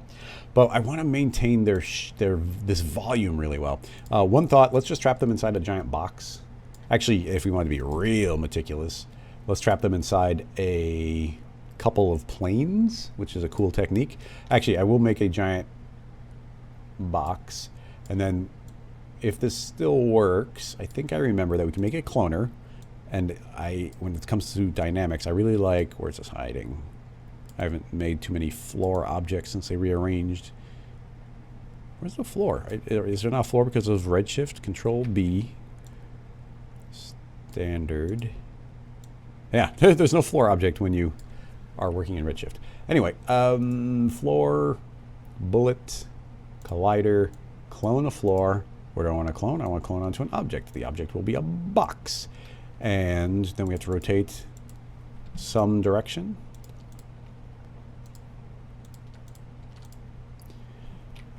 Maybe. Oh, and clone onto the polygon center. I think that's correct. It might be backwards, but the inside of that should be fine. So we've got all those floors perfectly, hopefully, trapping all of these inside. If I go one frame forward and it explodes, it's because it's backwards. It didn't explode. So with any luck, these are trapped inside of the walls. And it seems to be because they're not going outside of it anymore. So excellent, nice. 0, 0, bounce and friction. So those are a little more free to slide around. And I mean, the speed, we're taking a pretty major speed hit. I thought this would run a little bit faster. But I guess it's important to keep in mind that the volume builder is like probably a pretty major calculation hit. Because it's making the volume and all those vectors and then feeding it back through the field force. In any case, the last thing I want to add in, which should make sense, under bullet, we'll make one of those big giant forces that is essentially particle on particle forces. And what this is going to do in theory right now, it's not very strong, but it's going to clump them together. Why don't we simplify for a moment? No volume, no field, and the emitter is done. So let's hit play and see if anything's happening, because the radius and everything might not be good. Well, that's real slow. Why is that so slow? The setup we have right now, I mean, I know we got these connectors, but I feel like this should be running quicker than it is. Because, yeah, look, we're getting like half a frame a second. And I've run this in real time with like 10 times the amount. What's going on here? What is going on here? The connector? No, connector's not having too big of an effect. I mean, the field force. Let me just... Yeah, this seems slow. We're only spheres. There's not that many. I might do some A/B speed test a couple of scene files in some older versions of Cinema. Make sure that maybe I'm doing something wrong, or maybe there's a bug or something in Cinema where they're not, where things are slower. Like, who knows? Maybe they, while doing the simulation stuff, maybe they accidentally did something that made the other one slower. Like, you never know. I wouldn't think it would, but yeah, that's just running terribly. I'm going to crank the strength up. I just want to see some sort of effect, even if it's running slow. Yeah, okay, you see they're being attracted to each other. The idea would be putting a negative. Well, I guess the string, I want it to not be a very large range, and this is only 1,000 by 1,000. So let's say if they're within 50 of each other, all the way out to 100, and then make a negative strength. So what this should mean, I'll start over, is they're all pushing apart from each other. So in this case, I don't think it would change too much, because they should all be kind of pushing away from each other. Slowly, but yeah, you see they're kind of maintaining their distance. And now suddenly if we turn back on the builder and the field force, then there's all these additional forces, but we've got a force overall that's saying like, yeah, but try and stay away from each other, and that should help fill up the overall volume.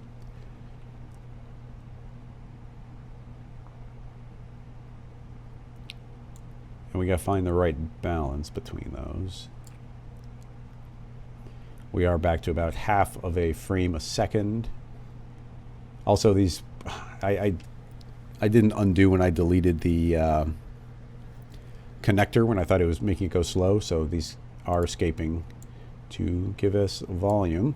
One of the reasons I did that is I was actually pretty confident that we'd be able to shrink this cube way down. This is 20 big, so we'll set this cube down to, I don't know, 25. So now those are like going to be trapped in between two very close planes. So that's another way of stopping those from escaping forward and backward. Okay, force. I'm going to make it, let's make it 10 times stronger. Which could be bad, but let's see if these are really trying to stay away from each other. if they fill up the space pretty well. Like do you see these little kind of gaps and cracks we're getting inside there? I want to see if I can get those to avoid each other. And then the field force, oh yeah, it's set to absolute velocity right now, which maybe is good, maybe is bad. Let's change that to add velocity.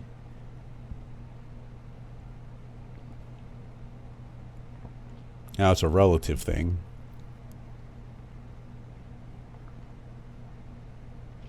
Yeah, right now I cranked up the force so strong that everything you see is trying to arrange itself.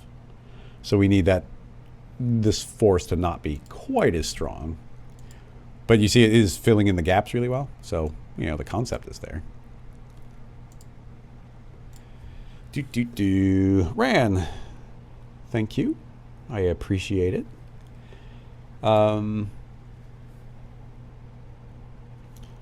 Let's see. Jamie, did you go onto Twitch to post your link? Oh, yeah, okay, Jamie, I'm assuming Jamie B is going to be the same person. So, yeah, this one is running too slow for us to get any real info, a little disappointingly. I do want to run it in an older version of Cinema. Actually, you know what? Just for our own sanity, let's try opening it in an older version of Cinema. So let's see how far back I can go. Okay, so here's 22. Let's try opening it up, see what happens.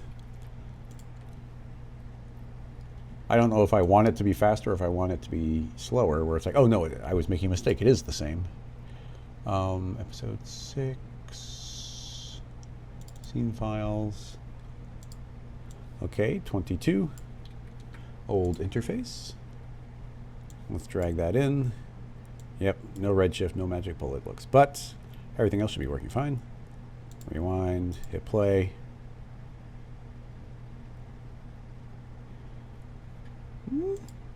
Doesn't seem much faster. Maybe, I swear I did like a whole presentation where I was doing a bunch of field forces with clones that were acting like spheres, and I was able to get like a really nice blob of them like rolling around. But this does not, yeah, we're still a half a frame a second, so maybe, maybe I'm just doing something different. I don't know. Something to keep in mind. Anyway, let's jump in and check out the link from Jamie and mute the tab. Okay, your question. You were trying to do it in Cinema, gave up hope within an hour and started thinking this was done in After Effects with some plugin. Okay, let's see what we got. Is it just a little animation at the top? Scrolling up to find your original question.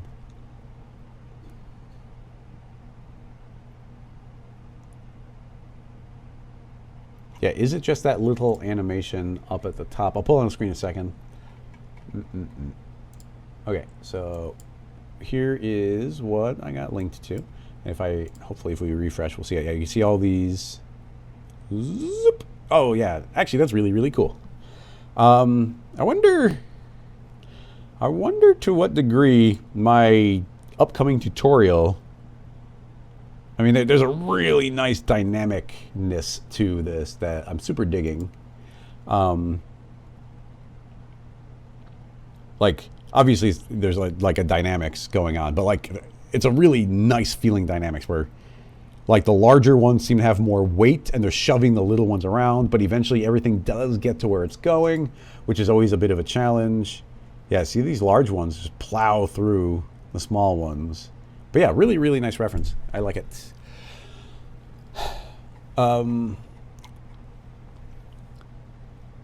So, I mean, the obvious way to go here is with dynamics. Things have different weights. Everything gets into a very particular position at a certain point.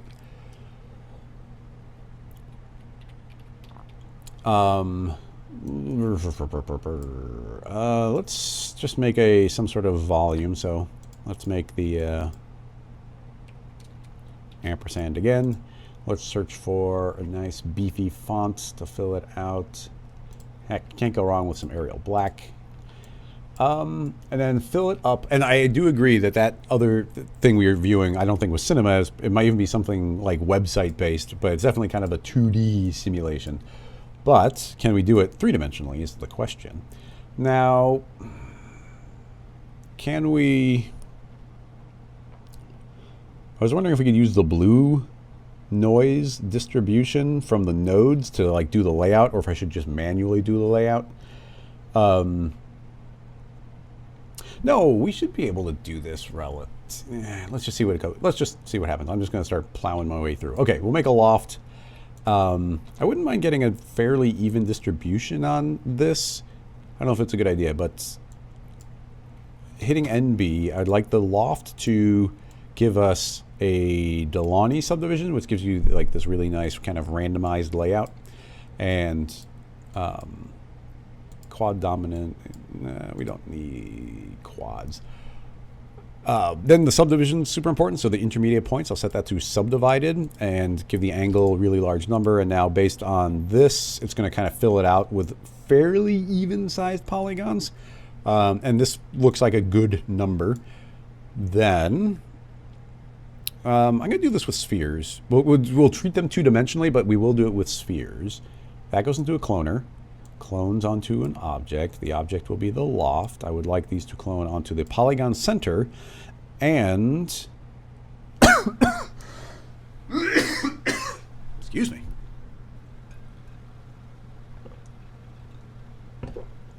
Still getting over COVID.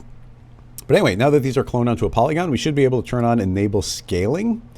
And this should try and achieve a certain scale based on the polygon size, but the initial size of this, let's put that to 1. And maybe, I'm trying to think of what scale it wants it to be. 10 would be a weird number. Well, approximately. You can see that this is doing an okay job of distributing these. So I will intentionally make them too large to the point where they're intersecting each other. Hopefully, let's just put the 10. Now that that's happening, let's put a push apart. And the push apart, first of all, it's got a huge radius. Set that to 10. You can see that it'll push them apart. Now you see they're overlapping less. If we crank this up to a higher number, it's going to do a better job of pushing them apart. But instead of pushing apart, I would like them to scale apart. And now you can see that they have scaled down so that they're not colliding anymore. So pretty neat little technique there. Although, you know, let's do something a little bit weird because I want them to fill up the space a little bit more. So I'm going to use a scale apart to have scaled them apart. But you see that they are still intersecting. And now let's add a second push apart. And this time I will let them push apart and I'll say that they're 10. So now, and we'll do a couple more iterations. So now you can see that it's filling up the overall size a lot better. And then they are pushing and they're escaping from the shape a little bit, but let's just call this good enough. Like we've got a nice distribution of these. It's filling in the space pretty well. And the rig I think the rig should be pretty robust to the extent that if we go back to the original loft and if I change the spline to different scales, let's drop that down to like about half the amount and let the entire thing refresh. You see the entire thing updated, created more spheres, but they're still filling in that space really well. If I drop it down, like potentially too far, let's go down all the way to 5. Now you can see I've got, again, a pretty nice distribution where everything's kind of bumping into each other, filling up the overall space. Oh yeah, but the radius here might be relevant. Like maybe we'd want to shrink that radius a bit. Probably be identical. 5. Maybe. Doesn't seem to make too much of a difference, honestly. Maybe it does. Anyway, we'll go back to the original number. I can undo a few times. I like the earlier one.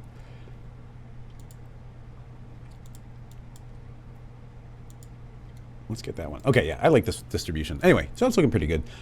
Just for my own edification, I will transform all these to face forward, just so that looks a little bit more uniform. Okay. So, these are the final position, right? How many clones do we got? I don't know. I'm just going to make it editable. Select all children. Deselect the null. There's 174. Okay, cool. So there's 174. Let's make a circle. Actually, I'm going to start from a end side. We'll scoot the original shape down to be in the center. End side can be subdivided a few more. Actually, how many say 174? I can just make this 174 sides. Okay, if that's 174 sides, I would like to create a matrix, and the matrix will clone onto an object. This will be the object, and I want there to be exactly one for every vertex. So in theory, there's 174. It was 174, right? Yes, it was. Okay, so it's a bunch of matrices on the outside. We should be able to use an effector called the inheritance effector, and that the inheritance effector will direct to an object, and the object will be the matrix. And I think we want the morph motion. In the instant I turn that on, it has jumped all of the spheres out to this outer part. Now I don't want to control the rotation or the scale. So you can see we got all these unique scales. Still, but they're in this position. Now what this inheritance has done is said, you know what, after you've pushed apart, after you've scaled apart, I want you to just jump to this position of this other one. And because we made the exact same count of both, I should be able to shrink this down. And as we transition, each of these is going to their final position. So this is essentially the animation I'm aiming for, where you can see these will kind of fight past each other and then, yeah, go from the outer bit into the final. So, you know, simple enough. That's what the animation kind of just manually looks like. Let's say at 0, it's at 100%. And by frame 140, it's fully transitioned over here. So just hitting play, we get this very manual animation of them traveling to the final position. Obviously, there's a lot of modifications we could do. We could put additional animation. We could, trying to think, what else would I super duper specifically want to do? But yeah, anyway, right now I'm just doing a very linear transition. But we could use a field. Actually, that might be kind of nice. I might do that now that I think about it. Instead of using the strength, let's use a field, and then we could do something like a linear fall off. What's cool about this is as I... Oh, okay, I guess that makes sense. This is not going to be based on passing through where they are now. It's going to be based on where they are unmodified. So that it's actually passing through their original position. So as I pass through here, you see that they're slowly transitioning in, and we get a little bit more of a morph until they finally get their final shape. You know, it's still good enough. I like that. So we'll keyframe that. So that is on ZX rather, and jump to 140. And they fully transitioned in. Just a little bit of a transition there. Okay. Visually hide that, and now we get a nice transition. Let's turn on, oh yeah, I forgot I turned those on. So and final position, just to match the animation bit. Let's get some color on these. So a plane, and yeah, that can happen first. Plane dot color, and this push apart is the push apart. This push apart is actually our scale apart. Just keep these a little organized for the Patreon scene files. For a, I don't know what to call this. Morph into shape. You know what's cool is what we have here is an entirely parametric setup right now, which is pretty cool. Anyway, plain color. I would like this to calculate first. It's not super important, but I'll move it to be the first thing to happen. Plane, do not affect position. Yes, affect the field color. The field color will be based on a random field. The random field should be applying color. And remapping. Is it noise based? Yeah, it's Perlin noise right now. I want it to just be pure random. And if you want, you can go into your remapping or color remap and say, give me a gradient. And this gradient can be any gradient we want. Let's pull out a full bright color gradient and, you know, complete control over that. So make them whatever you like. Okay, now that's all working just fine. So let's hide the matrix. We can even hide the end side. We get this final shape. We don't need to visually see the text. And hit play, and now we'll get a very manual, I mean, imagine we're here, and we're just framed up on this. So, a very mechanical animation so far. So now, obviously, it's all about the collisions. So, let's see how simple we can do this with dynamics, if that works.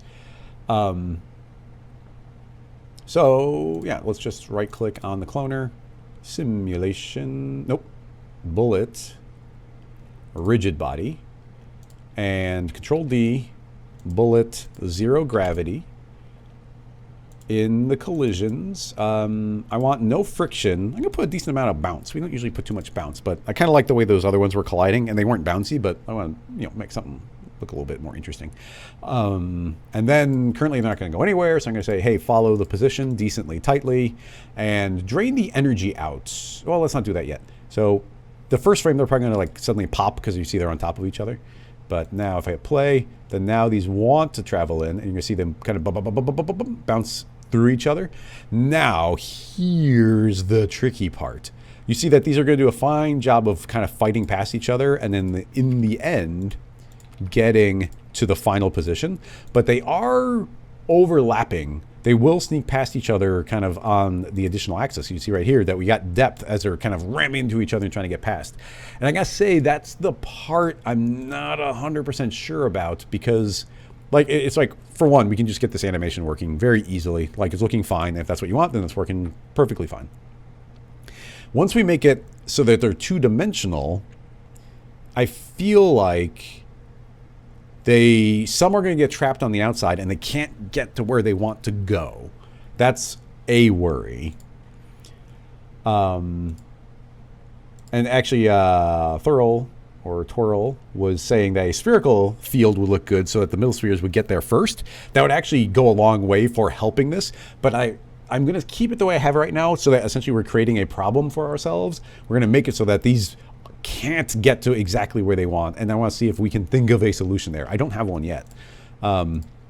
And just for clarity, if we did change this to some other mode, like say I did a constant shading just visually, you can see that we can get a very stylized two-dimensional look.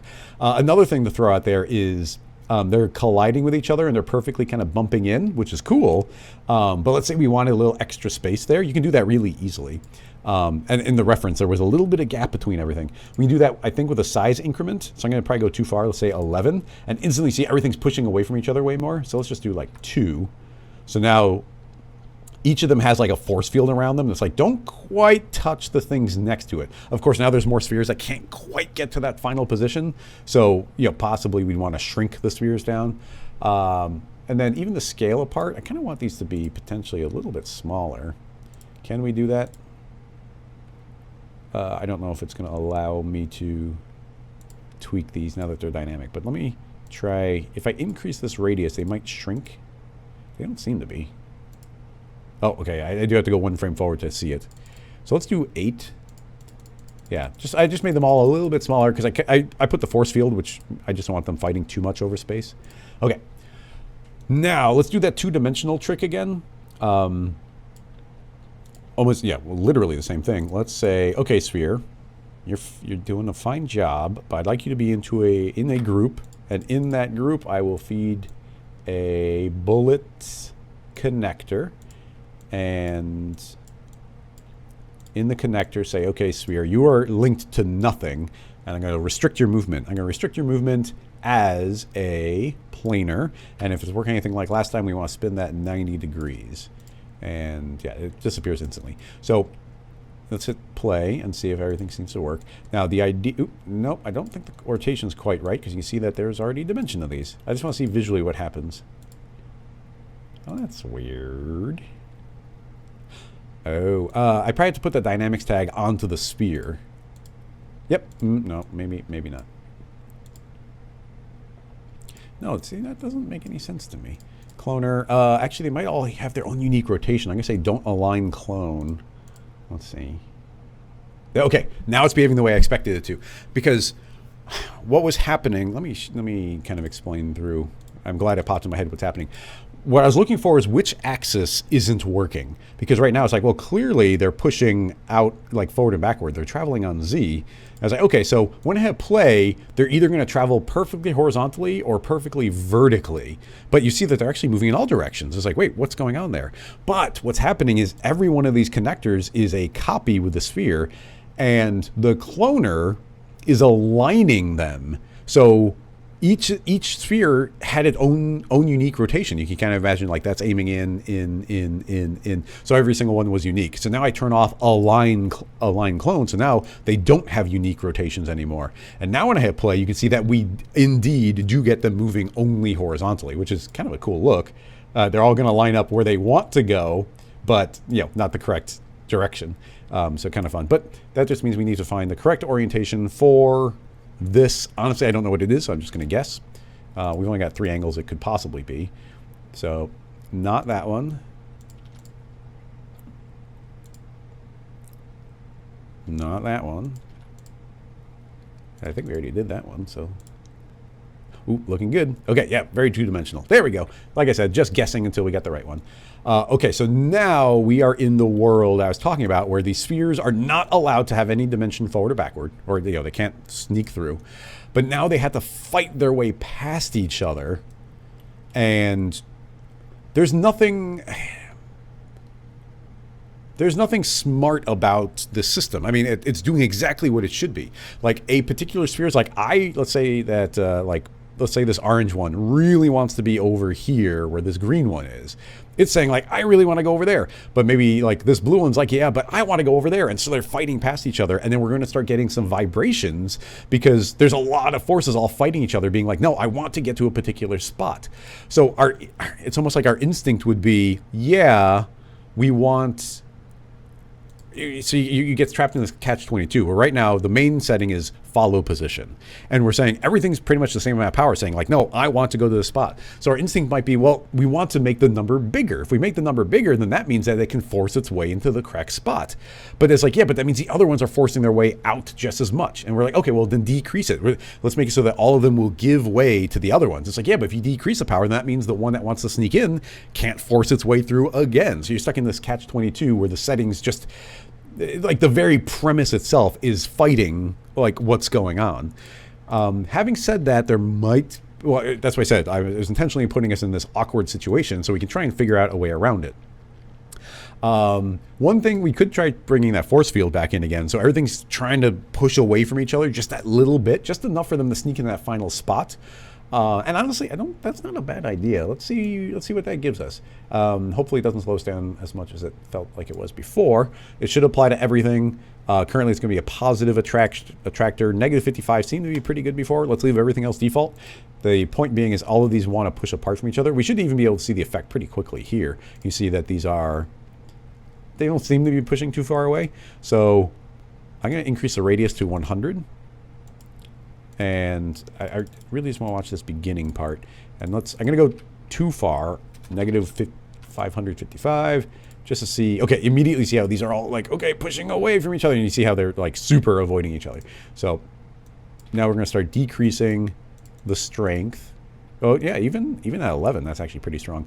So now we just need to find like, well, let's play around with some different ratios. You see that all of them are kind of avoiding each other, and because they're leaving room in between, you see how free, they're a lot more free to kind of, like there's little gaps that they're able to sneak past. So you can definitely see that, like look at those. This orange one was over there and it couldn't find its way through. It's working a little better than I thought it would. I didn't think this would get us very far. I'm going to increase that inner radius a bit. Well, it goes to a lot of this is going to be like, what is the range in which they're trying to push apart from each other? And the larger we keep on making both these numbers, and keep in mind they're probably falling somewhere in between the two, but the more they push apart, the more that they are going to be able to sneak past each other, but it also might kind of avoid that final shape. But, well, let's just keep going. So, again, pushing the strength a little bit higher, so they're avoiding each other. Oh, yeah, a little bit more of a flow there. They're sneaking through pretty well, trying to get to their final spot. Increase the distance some more. Yeah, this inner, I'm kind of surprised this inner distance isn't having more of an effect, but this outer one actually might have more. Well, not as much as I think. I guess this inner square might have more to do than I think. So the strength is really going to be the big one. But yeah, okay, now if I push the strength too far, now the strength is stronger than their desire to get to their final position, so they're not even taking on the shape. So that's where maybe these distances will start meaning something. If I start shrinking these down, better. Still, these clusters are not overly inclined to get where they're trying to go. But yeah, the radius. Yeah, okay. Now these numbers are starting to mean something. You definitely feel some of the spacing wanting to avoid. No, yeah, just playing around with the settings.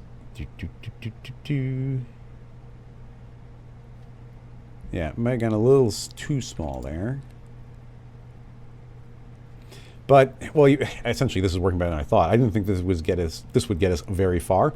We still see them fighting past each other. I'm going to temporarily turn that off. That's working very nicely as a solution. In fact, I'll turn it on, save the file, save it as another file, because this is looking pretty good. Another thought, although it's a bit of a problem, turning that off, let me just try and explain my thought. Turn off the inheritance. So we're in this final position. This is pretty much where they're trying to get. Of course, the dynamics will make it so that they kind of pop and fill up the space a little bit nicer. So that's where they want to go. A thought would be making some of these very light and some of them very heavy. Essentially meaning that they would have more pushing power. So if some of them are more dominant, then they'll kind of blast through the other ones. And the little ones will be like, well, I have to make do and go where I need to go. The problem is that we don't really have control over like which one ended up where. Like the scale is kind of arbitrary right now. So I could arbitrarily, like let's just duplicate. So there's two different ones, which effectively means nothing has changed. Like it's all still identical. And essentially their scale is going to have nothing to do with how powerful they are. But I'm going to say, okay, this one is going to have a custom density of 0.1, and this one will have a custom density, well, we'll just leave it at 1, or custom density. So one of them, like essentially half of these are half of these are 10 times as heavy as some of the other ones. So some are going to win the fight a lot more. So if we turn inheritance back on again, we should go back to this transition. And some of them are really going to be bopping the other ones out of the way. Yeah, you can see how some of them are like fighting through really well. But I just can't think of a good way of applying the correct scale. I have a way. I don't want to do it though. We're already starting to run over time. And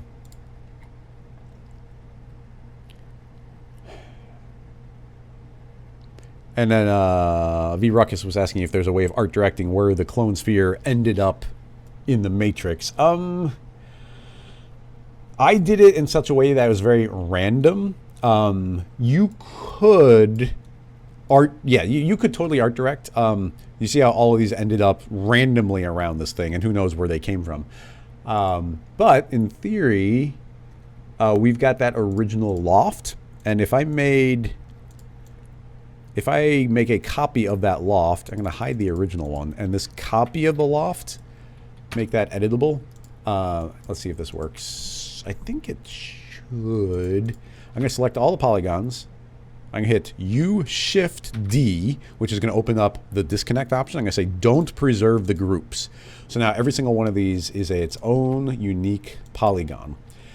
Now, if I say, okay, matrix, you are not cloning onto the inside. Instead, you are cloning onto the loft, and you are cloning in the exact same way that the cloner is. You're going to clone onto the polygon center. Now you see that it actually didn't look, it doesn't, this inheritance effector isn't really going to, it's barely changing. So now the thought is, if we're looking at this matrix object, I can go into this loft object and be like, you know what? I want this particular sphere to be there. And I want this particular sphere to be there. And I could now move all of these manually to exactly where I wanted them to be. So essentially they've got their equivalent model that they want to go to. And if it works, you'll now see, yeah, now those, yeah, there you go. They perfectly will transition from exactly where I moved their manual copy. And there'd be other ways of doing that as well. But I think that actually worked pretty nicely. Back to, I guess we should undo that.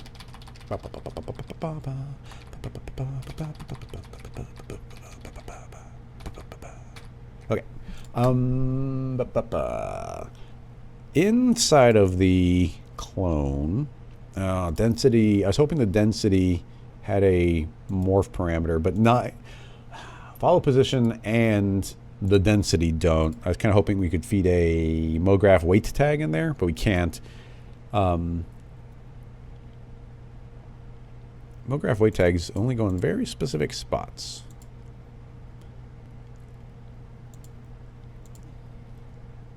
I don't even know where they go, now that I think about it.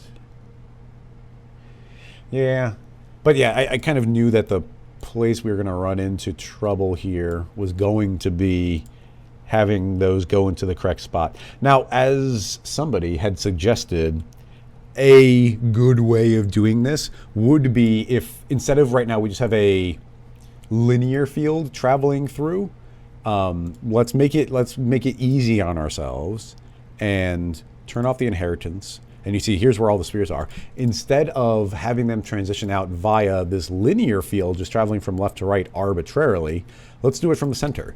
So adding into the fall off, we'll add a spherical field.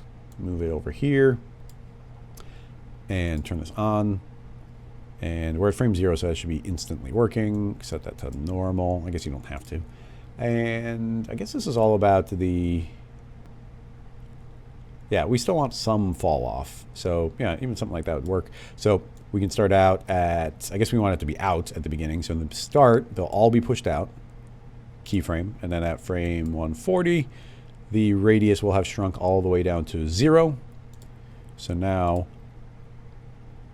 oh, yeah. Oh no, those outer ones go first, aren't they?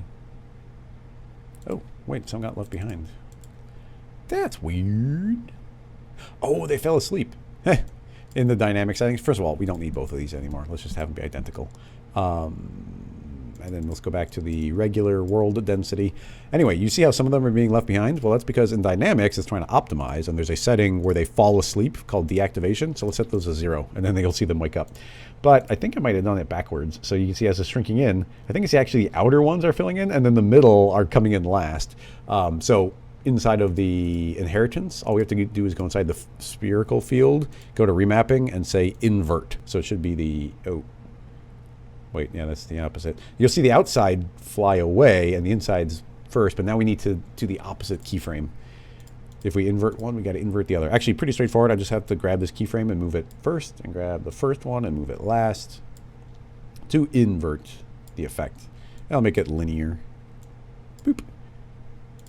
So yeah, bing, bing. Now you see the middle ones are going in first. They're getting very much where they want to go. And then there's still some fighting because there's still some on the left that want to go on the right and some on the right that want to go on the left. We can turn back on our force, which had been doing us some good. So everything's a little more free to kind of flow past each other. Ding, ding, ding, ding, ding, ding, ding, ding, ding. Yeah, wait, no, the field force is working surprisingly well. But I still feel like it's not the most, the field force isn't very art directable. Now, keep in mind, if we remember how well this worked automatically, if we don't worry about them being stuck in one plane, if I turn off this connector, then they're going to battle through each other and then get to their final position. Actually, with the field force now, they're not super going to their final. But yeah, if we do that, then they'll just push past each other and get an overall effect. I was trying to perfectly mimic that two-dimensional effect where they were not allowed to sneak past each other, so they actually have to fight their way through. And keep in mind, the entire thing is dynamic, so depending on the way you set things up, I could make a sphere here and say, okay, you are a bullet collider. And I am free to take this and like smash through and be like, okay, like it's all still alive and still working really well. So it's like, you know, by messing them up a little bit, they're probably gonna be more free to get to where they actually want to go. And then even that, like when it goes to the, if we look at the original animation, let's refresh this. You're gonna see this sphere right here, or the circle, is like clearly a keyframe to come in late. You'll see it suddenly appeared, scaled, and then moves into position. And it didn't even interact with the other ones. And I feel like all of these were placed very manually and artistically. Like somebody was like, okay, put a tiny one here, bigger one here, bigger one here. I feel like, or you know, who knows, maybe there's an algorithm somewhere that places it really well. But in cinema, we've got the blue noise. I just want to get into that. I'm trying to think if there's anything else I can think of that's like really clever of like how these could sneak past each other. Like a thought is like, oh, we've got this attracting force, or this this force that's trying to push them apart from each other. If we made it bigger or stronger and then kind of keyframed it away, yeah, but it's really sensitive. 222. I want. How big can we go? Yeah. Okay. So okay. Do you see what I've done here is I've increased the radius enough that they're really kind of pushing apart from each other. And you see, look how all these are like trying to get to their kind of approximate final location. So along those lines, if we allow these to kind of like bump into each other and start doing this, it's like, okay, everything's done a pretty good job so far of getting to where they want to go. So now if I take the strength of this force right around now and even up until 160, then I transition to 0, they'll stop pushing apart from each other. So essentially they had a while that they're like, okay, like I'm kind of where I want to be and I'm leaving enough space so things can sneak past. So as I transition out of that, they're all going to try and get to where they want to go. Now there is no forces or field fall off on here, so it's kind of a big, it's just kind of applying everywhere. So I don't like that really harsh transition. If we hide that transition a little bit better, maybe by pulling it in way earlier, and let's actually end it at frame 140 because that's when everything else is kind of wrapping up. So you can see these will be like, okay, and kind of go back to their more final spot, but still, I don't know. Like I said, the tricky part here is that the opposing forces are making perfect sense here. There's no bug here. It just makes sense that if you have a giant pile of spheres on one side and a giant pile on the other, and they want to sneak past each other, like where are they going to go? Like they can't. They're equal forces pushing. The left is pushing right and the right is pushing left. So there is no good way of making those be happy. I mean, the motion is nice and everything, but as far as doing that final perfect shape.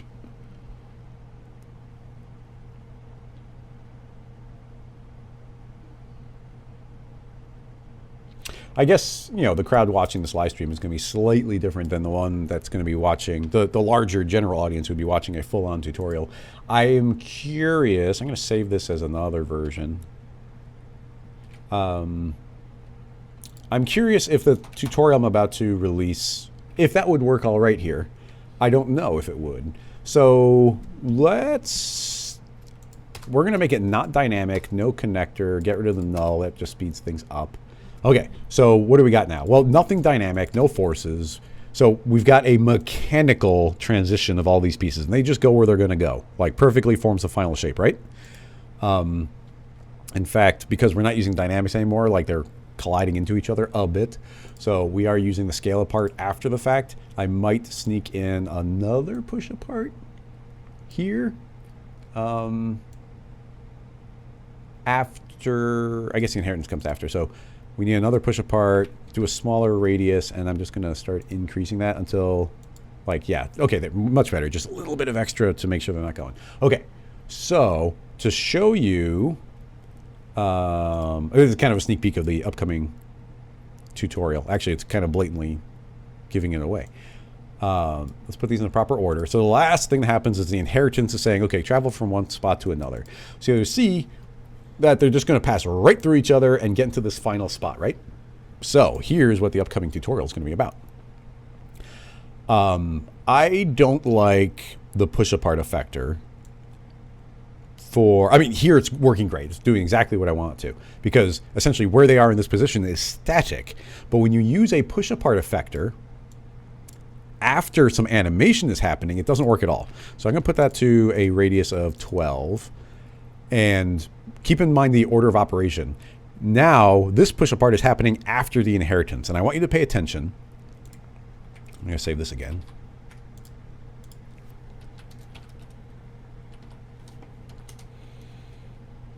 Sneak peek. I want you to pay attention what the push apart effector is doing now. You see how suddenly everything's really twitchy? So let me show you. Without the push apart, you see everything's just going to pass right through each other. But, working fine. But then we do the push apart effector, and suddenly everything is like twitching all over the place. Where it's like, because what's happening is it's saying like, hey, I think pretty much what it's doing is saying like, I am sphere 1. Like, it's like, okay, cool.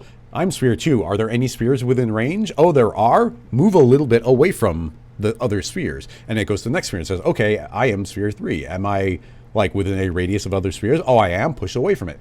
And as you push each one, each subsequent one gets affected, and it just pushes them to a new spot. Like there's no dynamicness to it.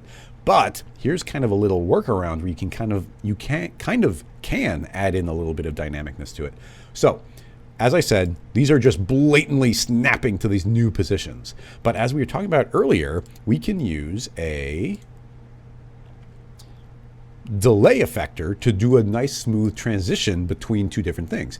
So here's a blend, and I'll put the blend to 55, which seemed to have been giving a good number. And I'll say it's only affecting the position.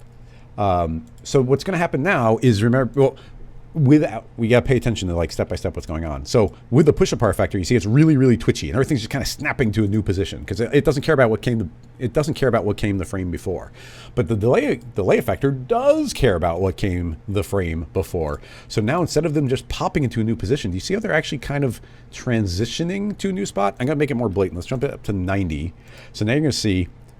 Do you see how they're like smoothly moving into that new spot? But now the delay effector is saying, but they pass through each other again. So it's like, it's kind of like you need this push and pull. So here's the trick, is what we can start doing is layering these up on top of each other. I don't know if this will look good for the final effect, but here's the idea. I'm going to take this push apart and this delay and duplicate it again. So now in the cloner, I'll say, okay, now push apart again, and now delay again. And so now what's saying is like, okay, push apart, try 10 different times and then smooth it out. And then after it smooths out, then it's gonna say, okay, where did you end up? Well, push apart again, like you're running into each other again. And then the delay is saying, okay, you like smooth that out again. So we've repeated the process. I don't expect it to look too different, but you see, it should look a little bit smoother and they should be colliding a little bit less. So now what we need to do is keep on repeating this. And luckily the push apart effector and the delay effector are really quick to calculate. So I'm gonna grab those and duplicate them again. So now there's 8. Let's grab them and duplicate again. There's 16. Let's grab them again, duplicate. And now there's 32. So now let's apply them. It's actually pretty quick. Let's lock the cloner. I'm going to delete out all of these. So everything after inheritance, delete it out. And now if I select these, and again, everything after inheritance, when I drag these in, they'll be applied in the same order that they are here.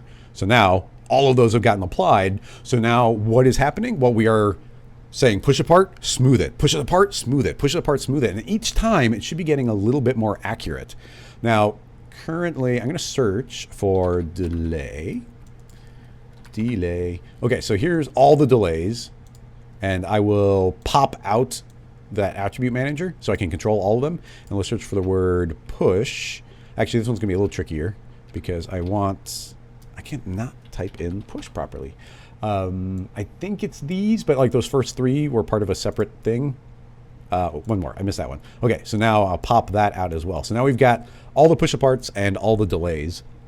So I'm going to say, okay, instead of doing 10 iterations, we'll just do 1 little iteration. And then the delays are at 55. So let's hit play and see what we get now. Not bad. I'm gonna do a few extra iterations. Ooh, that's a lot. Pause. I just meant, I wanted to do no, stop it. 11. Okay. Well, and I want to, this becomes frame dependent, so we have to frame by frame. It's definitely not perfect because these are moving pretty quick. But what I want you to look at is, as any one of these is traveling through, one I saw really clearly. Where was it? Yeah, it's definitely not perfect. But you see like this orange one, as it's trying to travel through, you see it's avoiding, like it's kind of dodging between the other ones, but not perfectly. So it's kind of like we're blending between these two different things. So we could increase the radius. A trick that sometimes was working a bit is like that, turn off that final delay. So this final push apart is like kind of forcing it, but that's going to still bring back in these pops. But yeah, like, okay, actually, yeah, getting rid of that final delay worked really nicely. So let's look at that again. So now Do you see how like they're super forcing each other through? Look at that one right there. I can't select it, but if you watch that yellow one, it's going to force its way through the entire stack. You see, it's like, let me through, let me through, let me through. So like it's working really well. So it's kind of like we've introduced dynamicness into it, but through sheer iteration by saying do a little this and then a little bit of that, a little bit of this, a little bit of that. And as we keep on repeating it, it's going to, in the same way that I can just type in like do more iterations, we can't do that for our overall effect. What we have to do is physically duplicate them. So let's try, I'm going to duplicate it 2 more times because why not? It might start slowing it down, but I select all of the relevant ones and let's go up to 64. And then finally 128 copies of the same thing. Again, pretty easy to apply. Select that one, hold down shift, select the bottom, delete. Select all of, oop, I got to lock, select,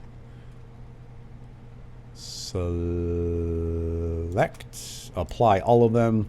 And like I said, those run pretty quickly, all things considered. Okay, we're now at about half our normal frame rate, but now that we've got twice as many, oh, also all of those delays will make things start out a little bit slower.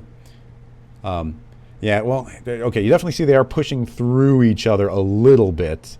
But it's all about that final delay. Like this final delay, maybe we can go like easy on it, like only 22. Because it's that final delay that makes them sneak back into each other. But yeah, because of all these blends, it takes a while before the motion starts, so you gotta keep that in mind. But yeah, okay, so now you see it's doing a pretty good job of forcing them to sneak past each other, and we don't get all those pops that you would normally get. So kind of a mechanical, dynamic way of doing it. So that's what all that was an even longer version than what the tutorial is going to be. It's actually kind of crazy how similar this is to the final tutorial. But yeah, seeing those travel through and avoid, it's working pretty well. And like I said, if we turn off that final delay, like we are reintroducing some pops into it, but we won't, you know, none of them will sneak through each other.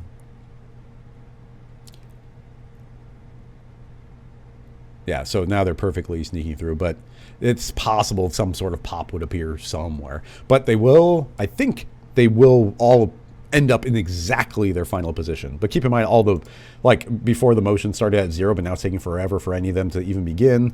And then before it all ended around 140, but now it's not ending until almost 220, just because of all those delay effectors. So it does fundamentally change things. But yeah, the way some of those travel through, like, is really, really nice. I had done a test, and it's probably not worth doing, but I had done some tests where if we apply the bullet rigid body here, and we again say follow position really heavily, then now they have become dynamic again. So they're dynamic, but again, they're trying to follow that position. So now it is a dynamic version of this. So if they were going to pass through each other, now dynamically speaking, they will avoid each other. I think they fell asleep. That makes sense. Don't fall asleep.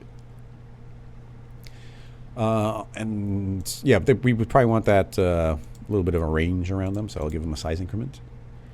So now, dynamically speaking, they will actually kind of bounce off each other. Oh yeah, it's 3-dimensional again. Yeah, they're dynamic, so they're 3-dimensional. So it's actually super ruining the effect. So we'd have to turn on the connector to stop them from passing through. That's actually kind of interesting. So I didn't think it would do that. I'm going to push the follow position on a little bit more. Yeah, they start passing. That's weird that the dynamics is... I thought because they were doing such a good job of just wandering past each other, that it would work. I guess it just takes a second. I know we're already over, so might as well go whole hog on it.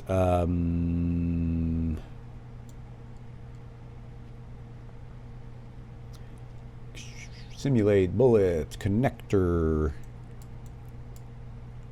Connect to nothing. You are a box. Nope. Planar. I don't remember what the rotation was. I thought it was laying down flat, honestly.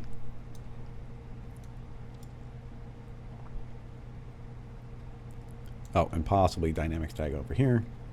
Seems correct. Let's see if they... Yeah, okay. I think it correctly made them 2-dimensional again. So now the push apart is trying to guide them more smartly. and then they become dynamic afterward. We're getting some twitching going, which, excuse me, the twitching is probably from a really strong follow position. Like, you don't want to go much above 5. You can definitely see them bonk into each other, but I don't know if they're sneaking past each other as well. But the dynamics should only see... Maybe the push apart and the dynamics don't work so well together. Maybe we baked it. I feel like we're not getting the best of both worlds in this circumstance. Because, like, although, yeah, this is definitely not working to put dynamics on after the fact, which I'm trying to make up. Because, look, none of these are sneaking through, so the dynamics is definitely saying you cannot pass through. Meanwhile, if we delete this, you'll still see the pattern is completely different. So, yeah, the dynamicness is nuts helping us out here. But anyway, I just want to sneak in a little bonus tutorial in there, because why not? Ta-da! Anyway, I think that is going to wrap up today's live stream. We got to tackle a ton of questions there, so thank you for all of that. Sucks that we crashed and then Windows updated right in the middle, but in the final edit, I'll just clip that part out, obviously. Thank you so much to everybody on Twitch who is using your Prime subscriptions and then getting just the subs overall. So that is super appreciated. It's a great new way of supporting Rocket Lasso. All the questions were super fun, so thank you everybody on YouTube and on Twitch. Keep in mind that, well, there'll be another live stream next week. Keep an eye out for that tutorial. I'm trying to get that plugin launched pretty soon. What else? I feel like there's something small I'm missing, but yeah, nothing too big. That will wrap it up. Nico, thank you so much for joining for the first time on Twitch. It's appreciated. As Tobias is reminding everybody, you can join the Rocket Lasso Slack channel. I'll put a link in YouTube as well to keep the conversation going with all these same people. Yeah, thanks so much for the questions, and I'll see everybody next week. Where is that? There it is. Okay, bye-bye, everybody.